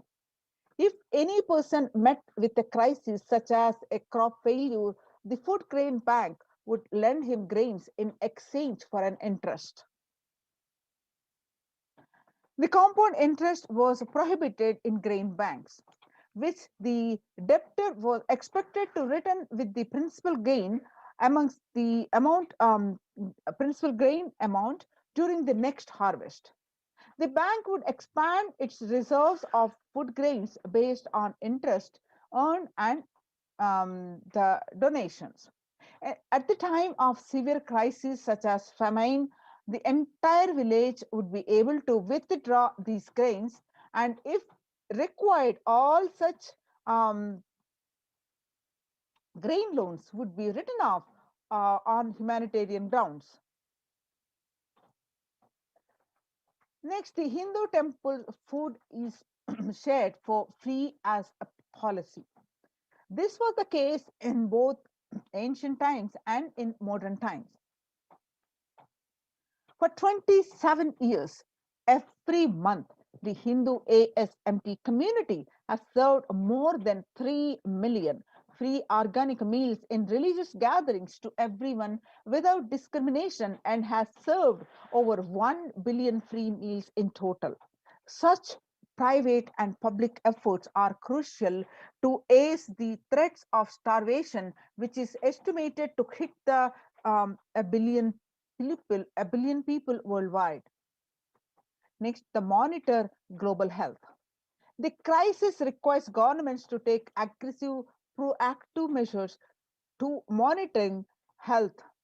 Smartphone applications have been used by government that are based on health code color symptoms that categorize individuals into 3 color groups based on their health status and travel history, and then determine whether they need to be quarantined.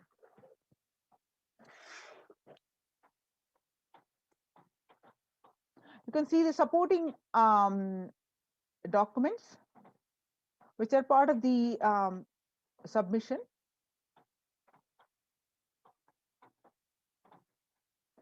Though there were privacy-related concerns associated with these approaches, some of these measures, such as agile daily reporting systems for accounting of newly suspected, diagnosed asymptomatic cases, number of deaths, and generating area-wise statistics have played an important role in proactively responding to curb the spread of the disease and are being considered for implementation by various countries.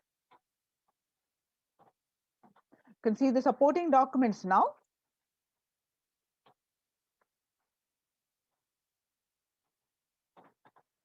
The traditional medicine. In Hinduism, nature and planet Earth are respected as a living divine mother, energies capable of providing us with all our survival needs, that is food, medicines, etc.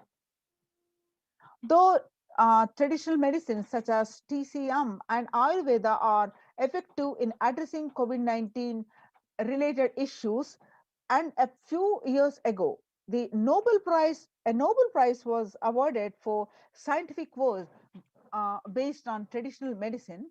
The mainstream Western medicine has chosen and characterized Ayurveda as pseudoscience and TCM as unscientific.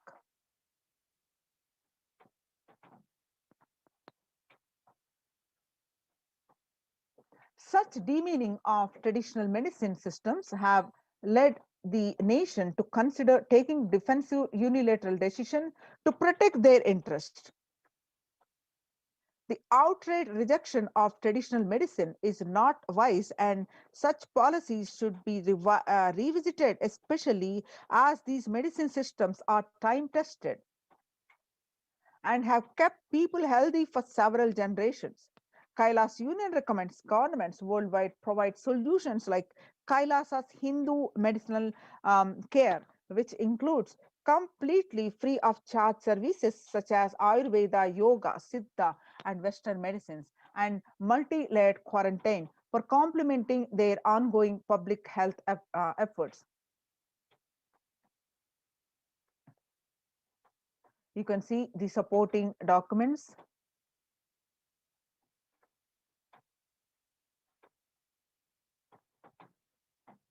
Multilateral strategies and coordination for the pursuance of SDG 11, sustainable cities and communities, with additional emphasis on multi-layered quarantine. The emphasis on multi-layered quarantine protection without disrupting life and economy, such that the effects of lockdown are unnoticeable. The waiver of patients on extremely essential vaccines and common global funding of vaccines. Everyone should be provided access to traditional healthcare systems free from policies that are prejudicial and discriminatory towards these systems. The creation of food and grain bank systems and other traditional economic systems are described in this report would help the most vulnerable people of the world.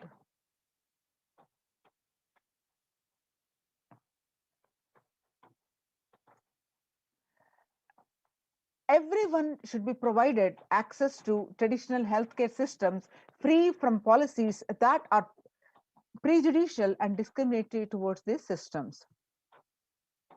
The creation of food grain bank systems and other traditional economic systems as described in this report would help the most vulnerable people of the world. I can see some more reports as part of the program, which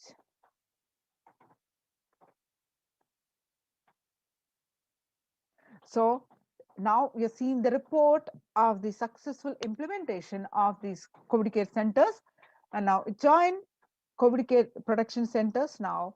Register now through the link below, https://kailasa.org Kailasa Care. We'll continue after a short break.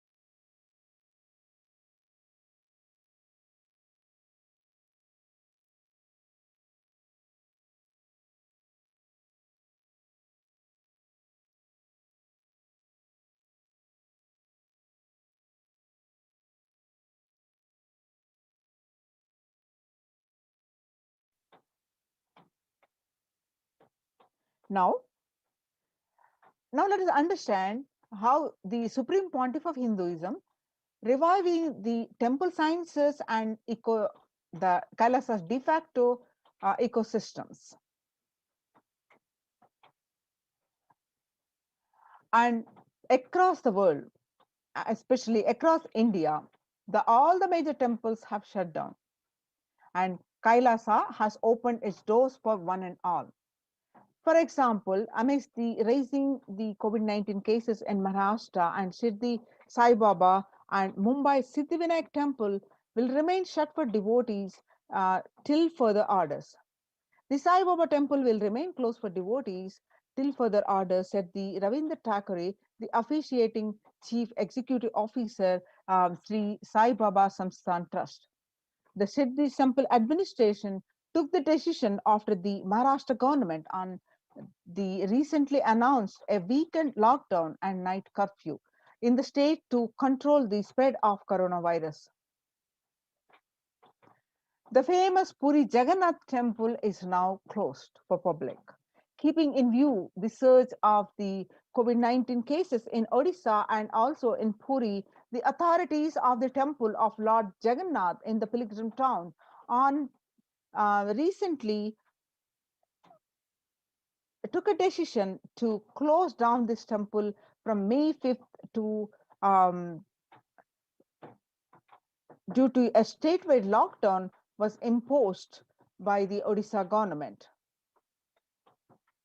Not only this, the all religious places closed for public in Bhubaneswar as city records the highest daily COVID surge, with the Odisha capital Bhubaneswar registering the highest ever single day spike of 581 new COVID-19 cases.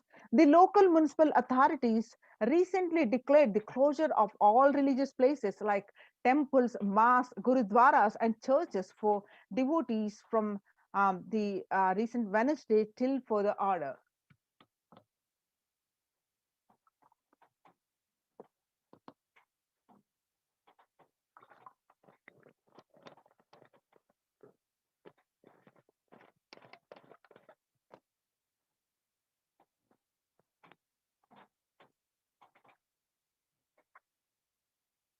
In Uttar Pradesh, the major Madura temples ban entry of devotees amidst the COVID-19 surge.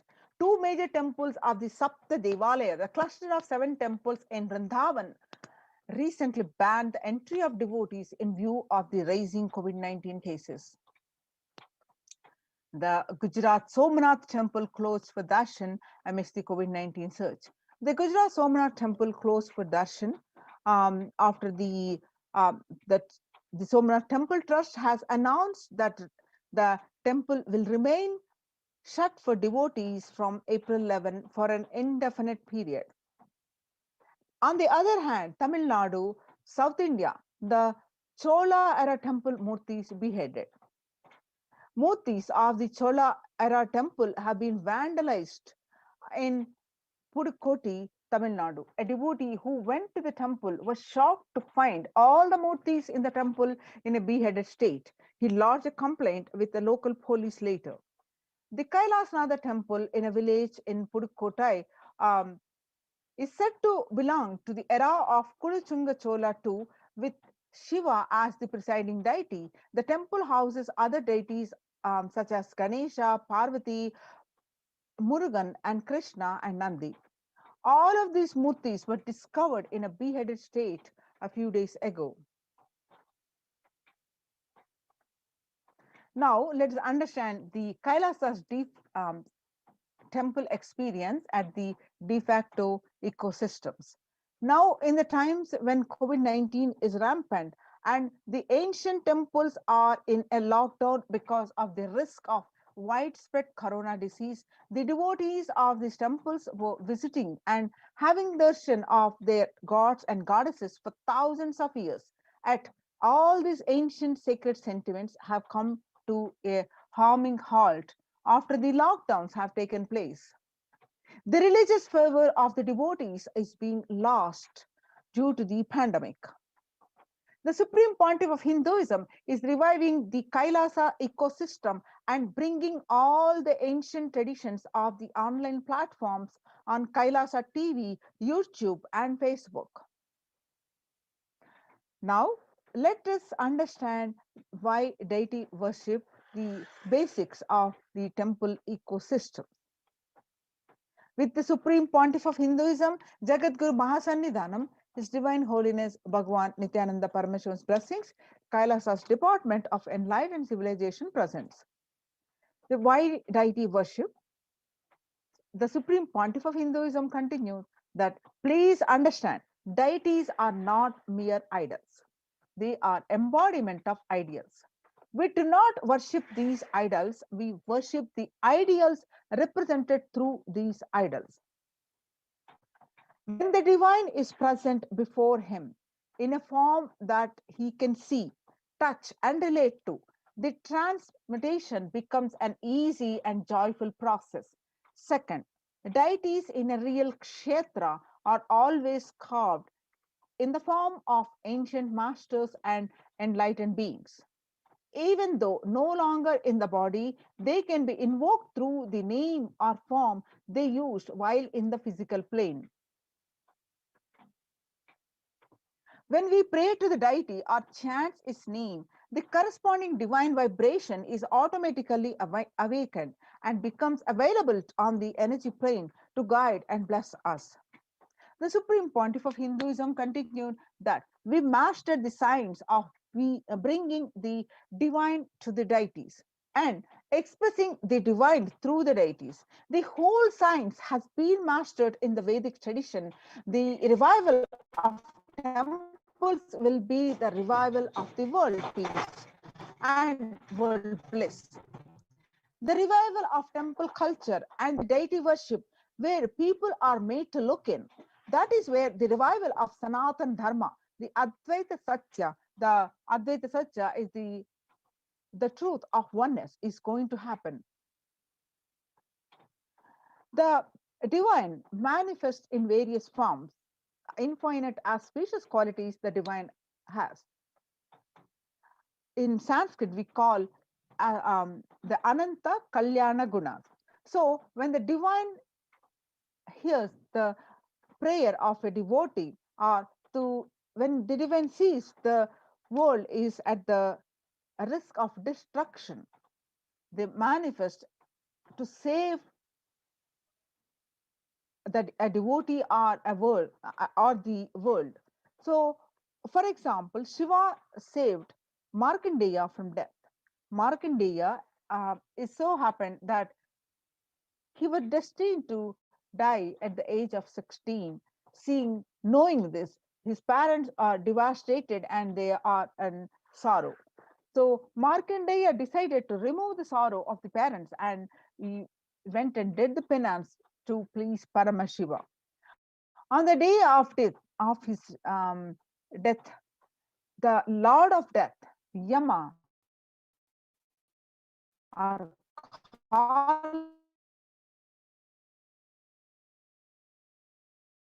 arrived to take his life. Paramashiva Linga intensely and prayed to him to protect him. And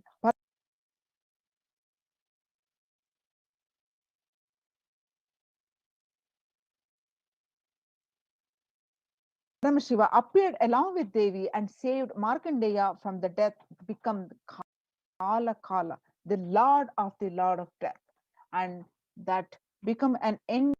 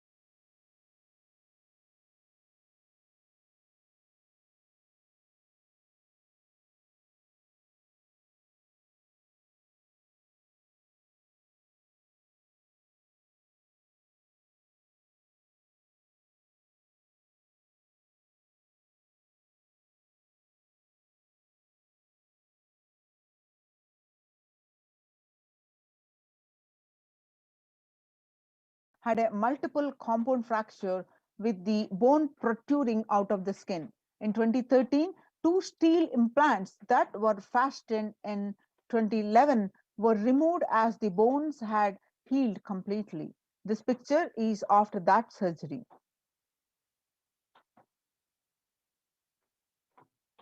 Now we are seeing the glimpses of where the Supreme Pontiff of Hinduism himself serving the Thane Flood Relief Fund at Pondicherry. The picture is clicked on 3rd January 2012.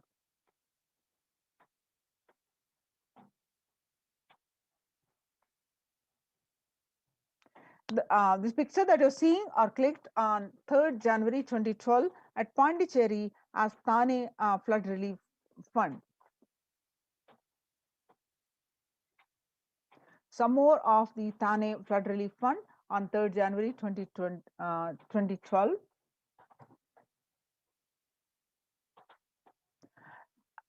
The picture that you're seeing is the inauguration of the Nityananda Annalayas in Tiruvannamalai on 9th September 2011.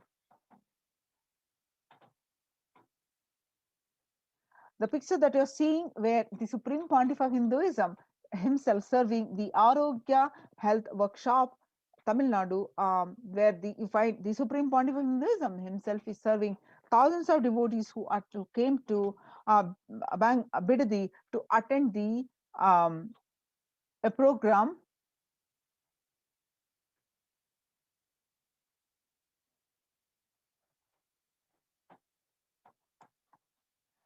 The Nityananda Spurana meditation workshop, the picture that you're seeing where the Supreme Pontiff of Hinduism himself serving the free meals to thousands of devotees, and this picture clicked on 12th December 2007. Nityananda Spurana meditation workshop at Tiruvannamalai, where you see the pictures are where the Supreme Pontiff of Hinduism himself serving the food. This picture is clicked on 20th September 2012.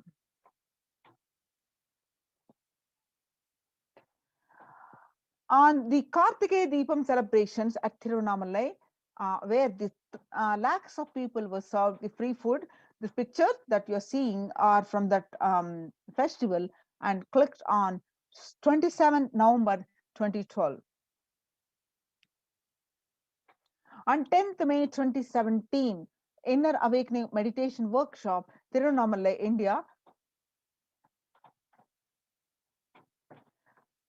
The Kalpataru Meditation Workshop, the food preparation, the service of the free food to one and all who attended this free meditation workshop. On 5th May 2016, Bhandara feast served for respected spiritual leaders and the Hindu monks. On 28th April 2016, the picture that you're seeing, the Kalpataru meditation workshop, where the thousands of people who attended the program are served free meals. This picture that you're seeing are from 11th March 2017, the Arunachala Sarvajna Peetam, Tiruvannamalai, India. The picture that you're seeing are from 18th August 2019, Tiruchungodu Sarvajna Peetam, India. The picture that you're seeing are the Western Hemisphere, where Annadan distributed during the Guru Purnima, the traditional celebration of Guru, the 6th July 2019. 8th December 2016, Sadashivoham meditation workshop in Adi Kailasa, Bidadi, Bangalore. Annadan service continues in the midst of COVID-19 crisis, 30th May 2020. Now let us listen.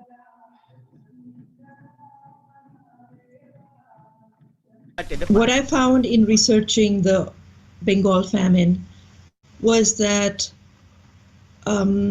Churchill did several things that greatly aggravated the death toll. India was being used extensively for the war effort. Indian resources, Indian soldiers, and Churchill repeatedly refused to acknowledge the fact that the extent to which India was used could lead to famine. Viceroy to India, Archibald Wavell, called the Bengal famine one of the greatest disasters to have befallen people under British rule, and said the reputational damage was incalculable. During one government discussion about famine relief, Secretary of State for India Leopold Amery recorded Mr. Churchill saying that any aid sent would be insufficient because Indians bred like rabbits.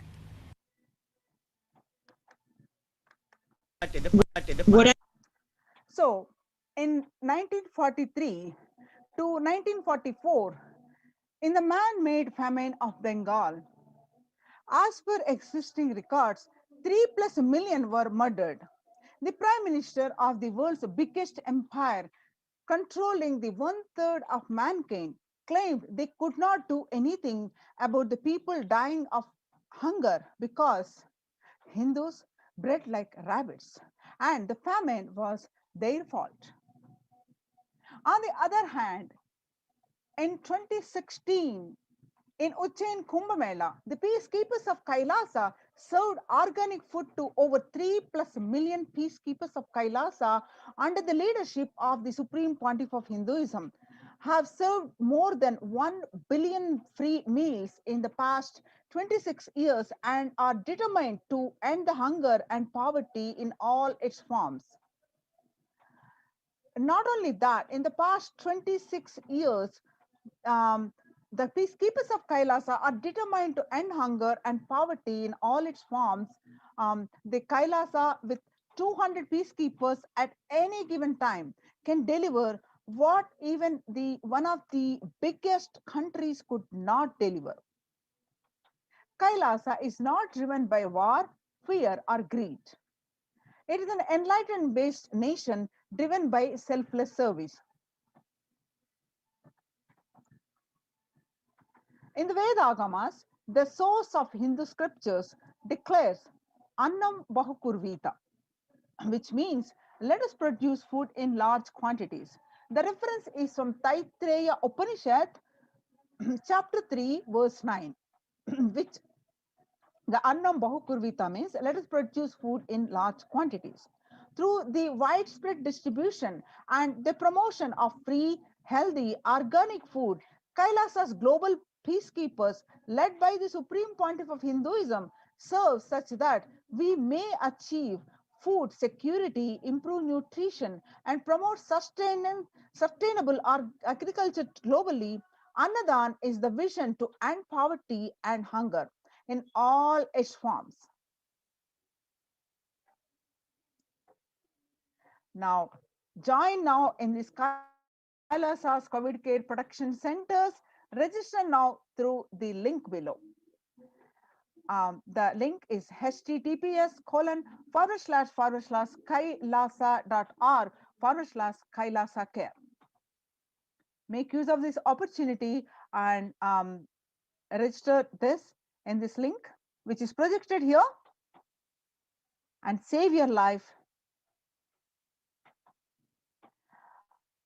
Now we'll moving on to the next part of this segment, and just after a short break.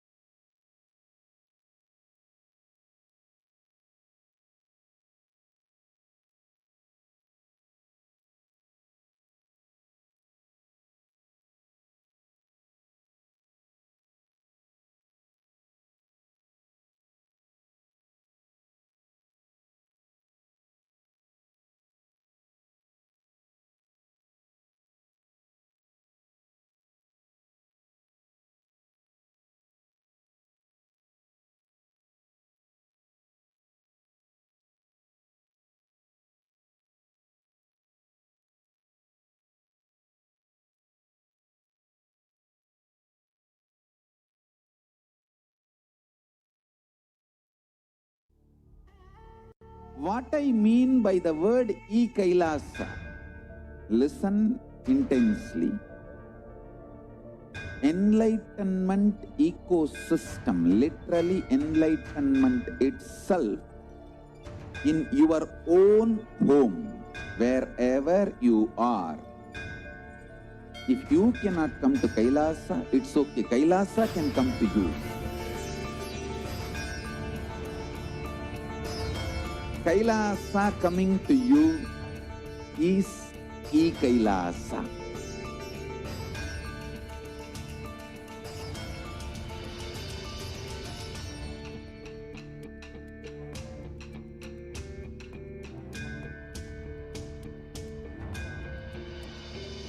I will revive Hinduism. I am a Hindu revivalist, not by any revolution, but by evolution.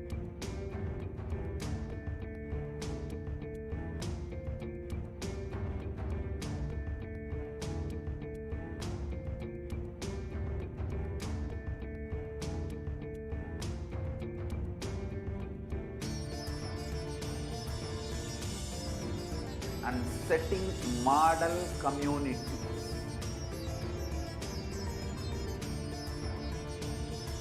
Kailasas, enlightenment ecosystems, Sarvanya Pitas all over the world.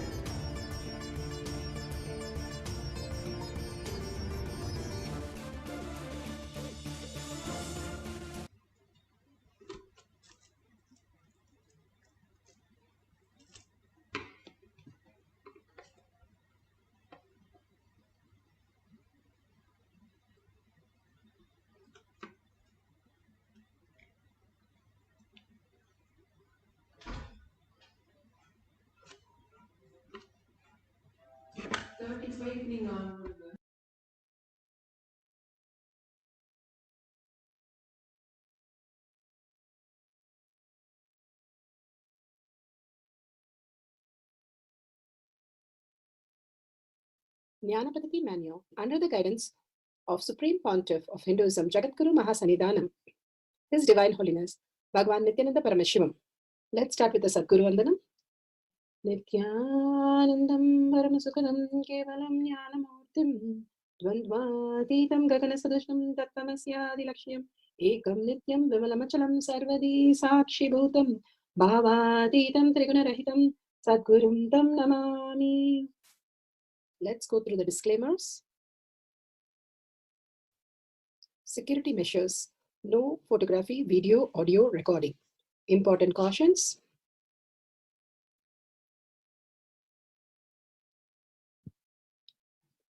Please be aware of the important cautions.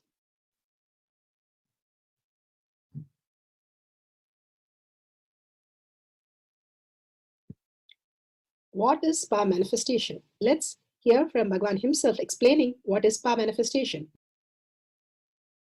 Munis, Ganas, Nayanamas, Alvar, Siddhas, millions of them, their experience and the results are the authority of Hinduism who manifested all the powers of Paramashiva.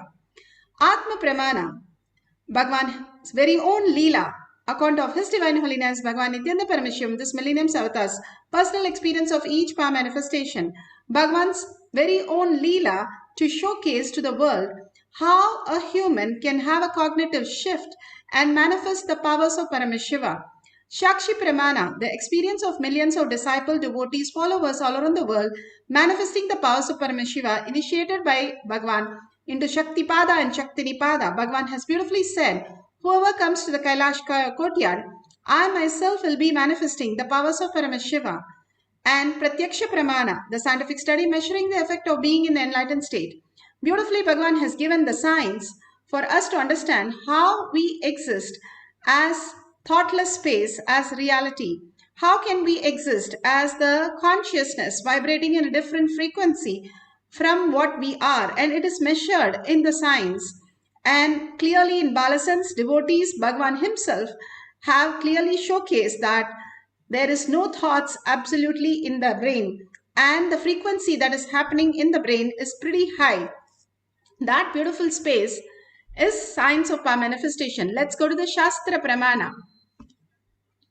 Shastra Pramana are the eternal unchangeable truth revealed in the source scriptures. This Shastra Pramana, the scriptural reference is for the length dimension. And this is from Shiva Sutra, Sutra 1.19. Shakti Sandhane Shariropatihi. Bhagavan Paramashiva says, be by aiming and fixing the self on Shakti, uniting in oneness with the supreme power, the embodiment of that which is cognized and willed, manifest at once in its length, breadth, depth, and time and space. Bhagavan beautifully says how the science of our manifestation, the conscious sovereignty, happens in reality. Here he gives the 4 steps. First is by aiming and fixing the self on Shakti. How an elephant, a small elephant, if it is tied with a chain when it was a young child, and it grows up with a chain, and after that when it grows up, even if you put a small thread, which even a child could just break it, but the elephant will not move from that place. It is bound by the cognition that it is tied to the pillar. Same way we are tied to the cognitions that what we exist as body, as people around us, as our best things, that we are skillful, that we are knowledgeable, that we are something better or greater. Whatever we are thinking is complete delusion. In whatever level we think, it is only a delusion. In the dream, if we are dreaming that we are great, that we are skillful, that we can speak up to 30 languages, what will be the truth? It will be only a delusion. When we wake up, we know that all that was just our myth, and all the things that we experienced was not the way we perceive it in the dream. It is completely different. It does exist, but it's different. Same way Bhagavan says, how you can exist as conscious sovereignty. The existential reality is quantum, subtle, like atoms and protons and neutrons. You are vibrating in different level. When you're doing the deep meditation, it is science has found out that the photon, the light, becomes more brighter and more photons are manifested, and you become the self-effulgent light, which is what Paramashiva is, and you are vibrating in a higher frequency, which is what Paramashiva is. And when you vibrate with universal frequency, Bhagavan says, you are enlightened. All that we have to understand is why I am holding this cognition of the delusion being reality. And how does it help? It is not helping us. It was not there before we were born, and it is not going to be there after we die. So in this period of time, we are holding something which is not even ours and which does not give us any clarity, but puts us into more delusion, boredom, tiredness, and restlessness, disease, and death. More of the incompletions that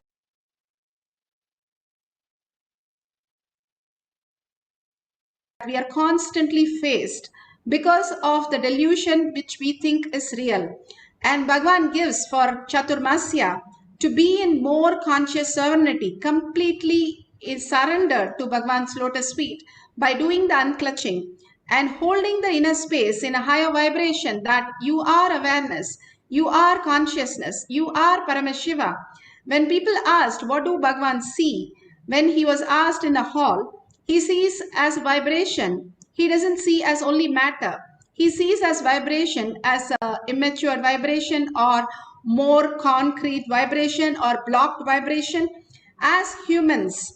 So he sees in a different dimension how we exist. If we understand how we exist is consciousness, Paramashiva, and what all is manifested is PARASHAKTI. As each one of us, that Paramashiva and PARASHAKTI becomes reality, we live in the superconscious space of Paramashiva, the conscious serenity becoming the reality.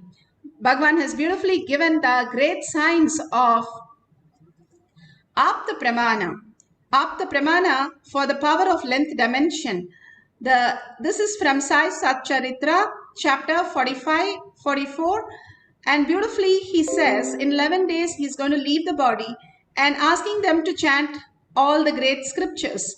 And as they chant, and on 11th day, he left his body into the deep samadhi.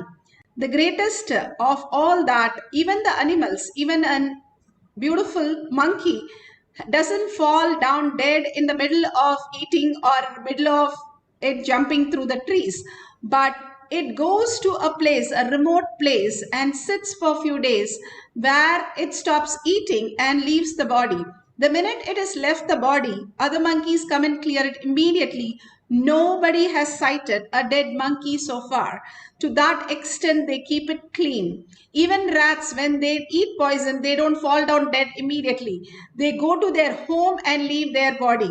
It is very fortunate how even the animals knows when they are going to leave their body.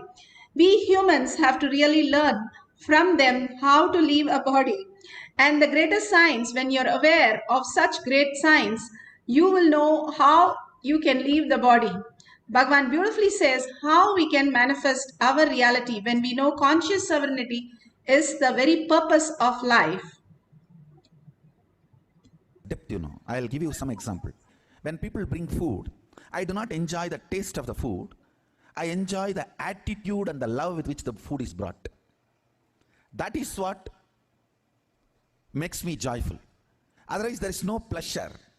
Same way when these kids jump dance, I do not enjoy their steps or the physical movements or their dimensions. The bliss they carry, the attitude they carry, the cognition they carry. Swamiji is seeing. I'm dancing for him. That cognition is what I enjoy. Understand that depth.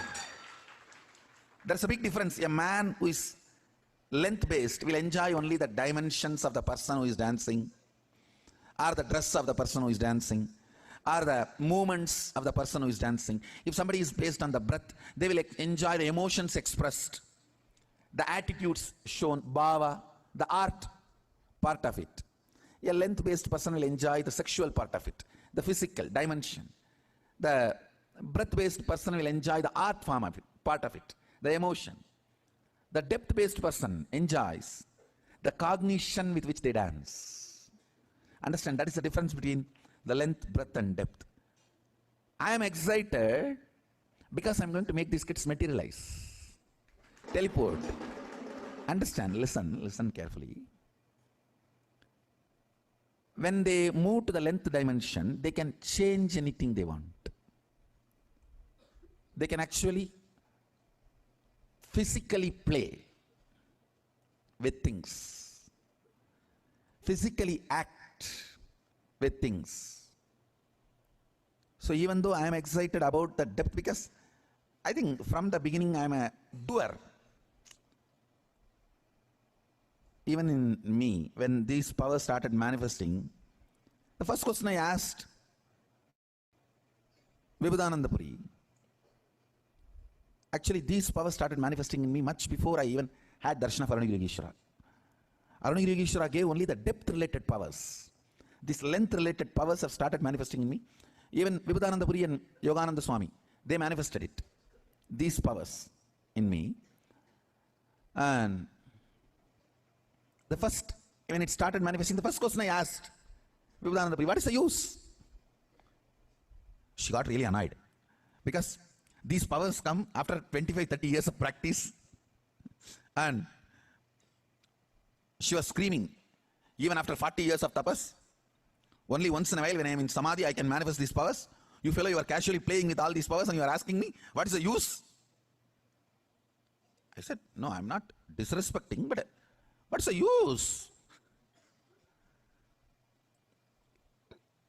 Then she said, whenever she feels that I am very difficult to handle and she can't handle me, she'll send me to somebody. She'll say, go and ask Visri Swami. That's all. Visri Swami, anything you ask, BD only, that's all. He will never answer. He will never open the mouth. Just go on.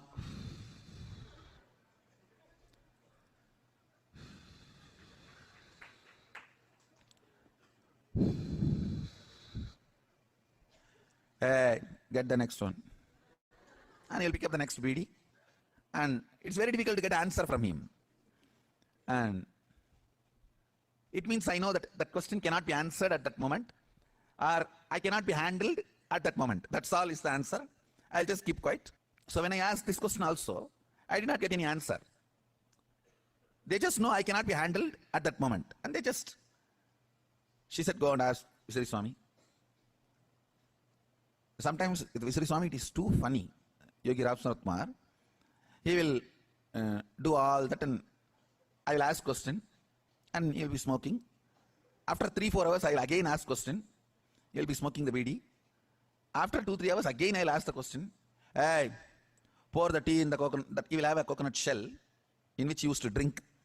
Pour the tea in that. That is the answer. That is the answer I will get. Nothing more. Nothing can move. Nothing will happen. He will just say, hey, pour the tea. Tea utrade. In very colloquial Tamil. He doesn't speak fluent Tamil, so he will tell in very colloquial Tamil. Tea utra. Otherwise, somebody else, some other devotees come. He will complain to them. Means he will say, in colloquial Tamil, that I can't handle this fellow. When you are going, take this fellow and go. And he will tell. Only Arunagiri Ishra can solve. If only he was able to handle me. He was able to handle all the questions. Or immediately experientially able to give answers. I remember once very clearly. Visari Swami was sitting and fanning. He used to have a fan, hand fan, made of palm leaf. And I don't know how many of you were close enough to him. I've been very close enough to him. And he will be sitting and fanning. Once like this, some question I was asking. Finally, he got so fed up. He said, my father has to come directly to answer all your questions and problems. He will come. Go. In few days, I had darshan of Arunagiri Ishra.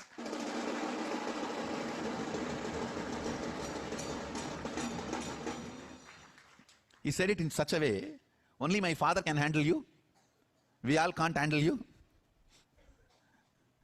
Only my father has to come to handle you, fellow. Only he can solve and answer all your questions. So beautifully, that is a wax of Ram Surat Kumar. He was a great devotee that non-stop he used to chant Ramanama. And that is the science that really puts us into the next dimension. How we can manifest all these powers in such a phenomenal way. Now we have Shakshi Pramana, the millions of disciple devotees, followers all around the world manifesting the powers of Paramashiva. Finally, in the courtyard, how they experienced, they are sharing that science now.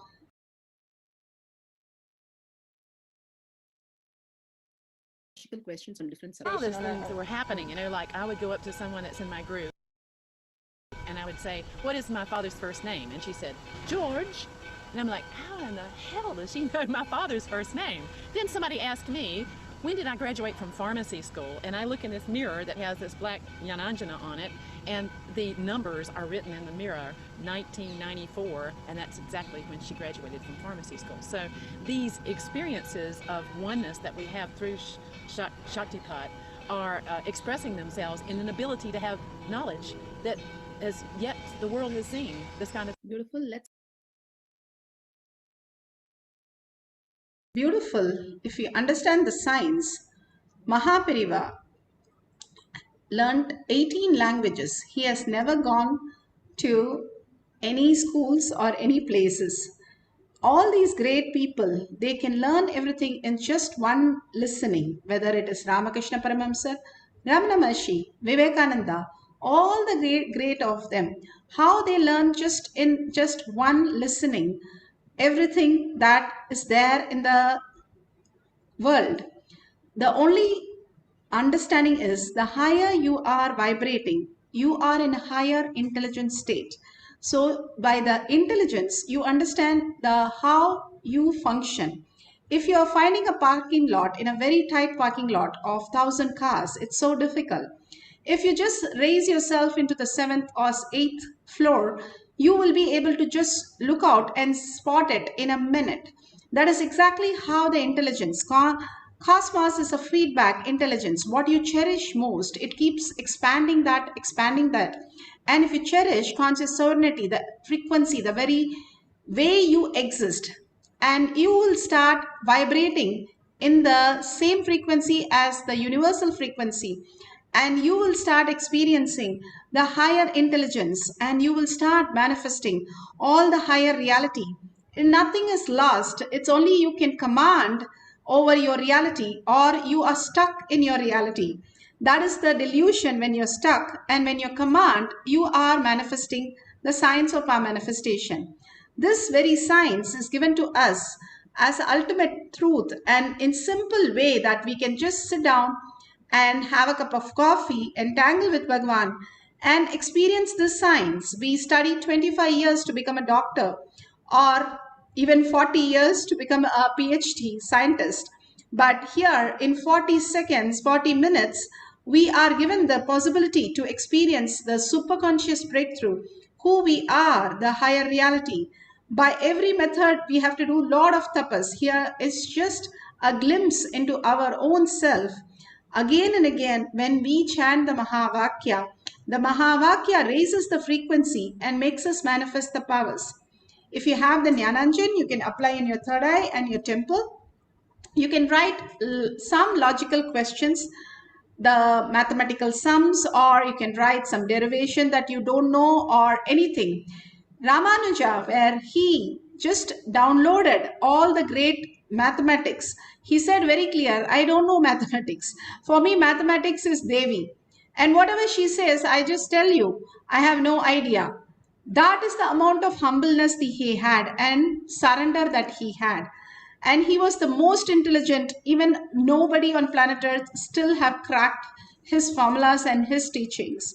That level, he just said, for me, everything, every formula is Devi herself.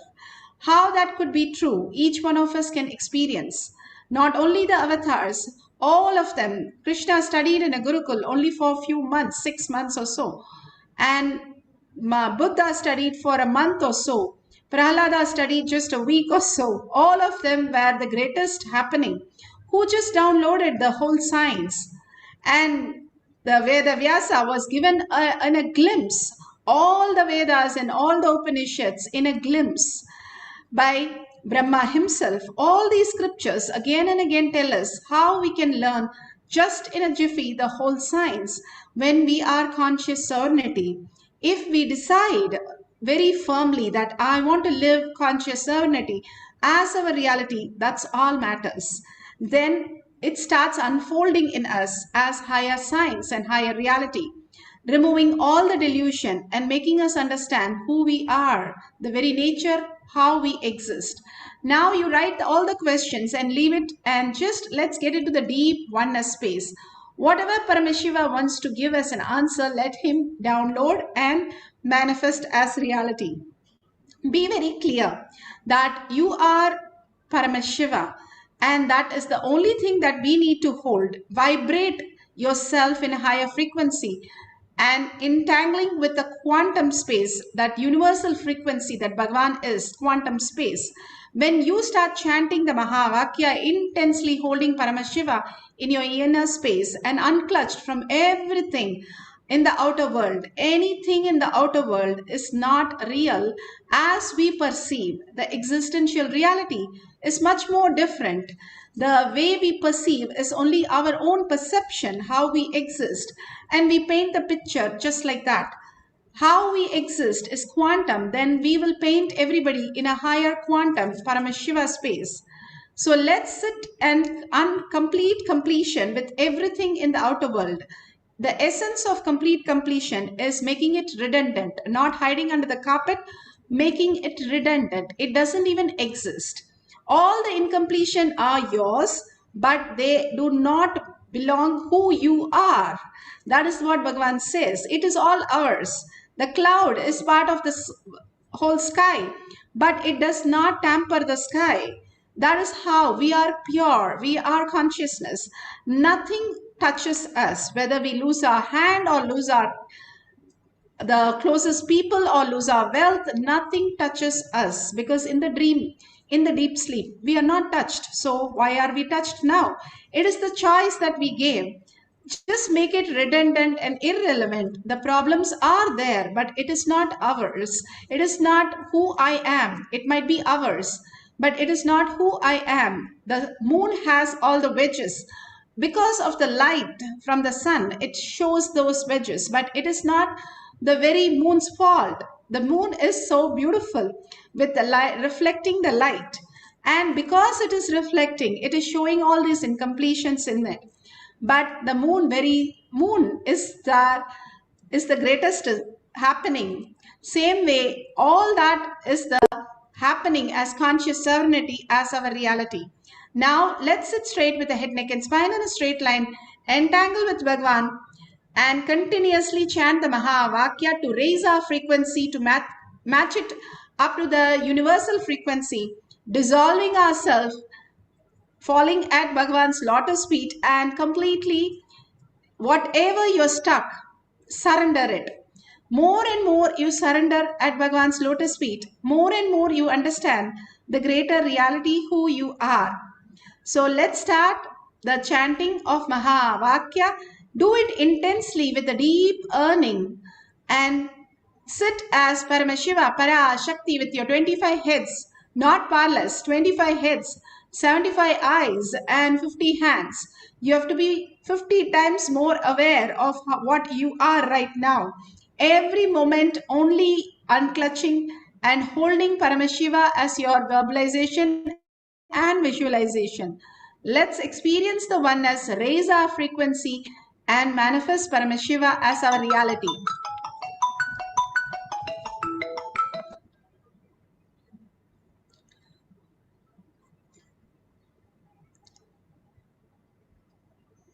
So let's start the power manifestation of chanting the Mahavakya.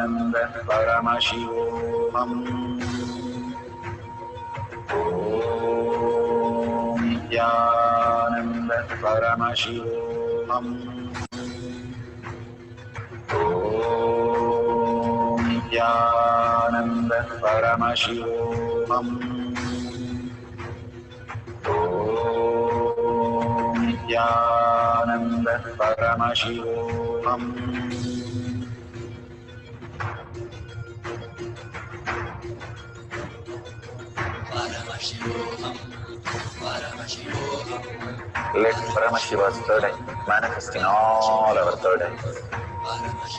Let the Amrita pour, let the Vani open up, manifest in all of us.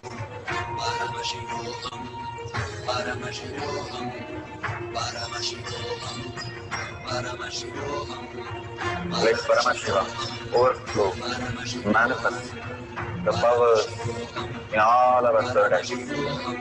Om Jnananda Paramashiva.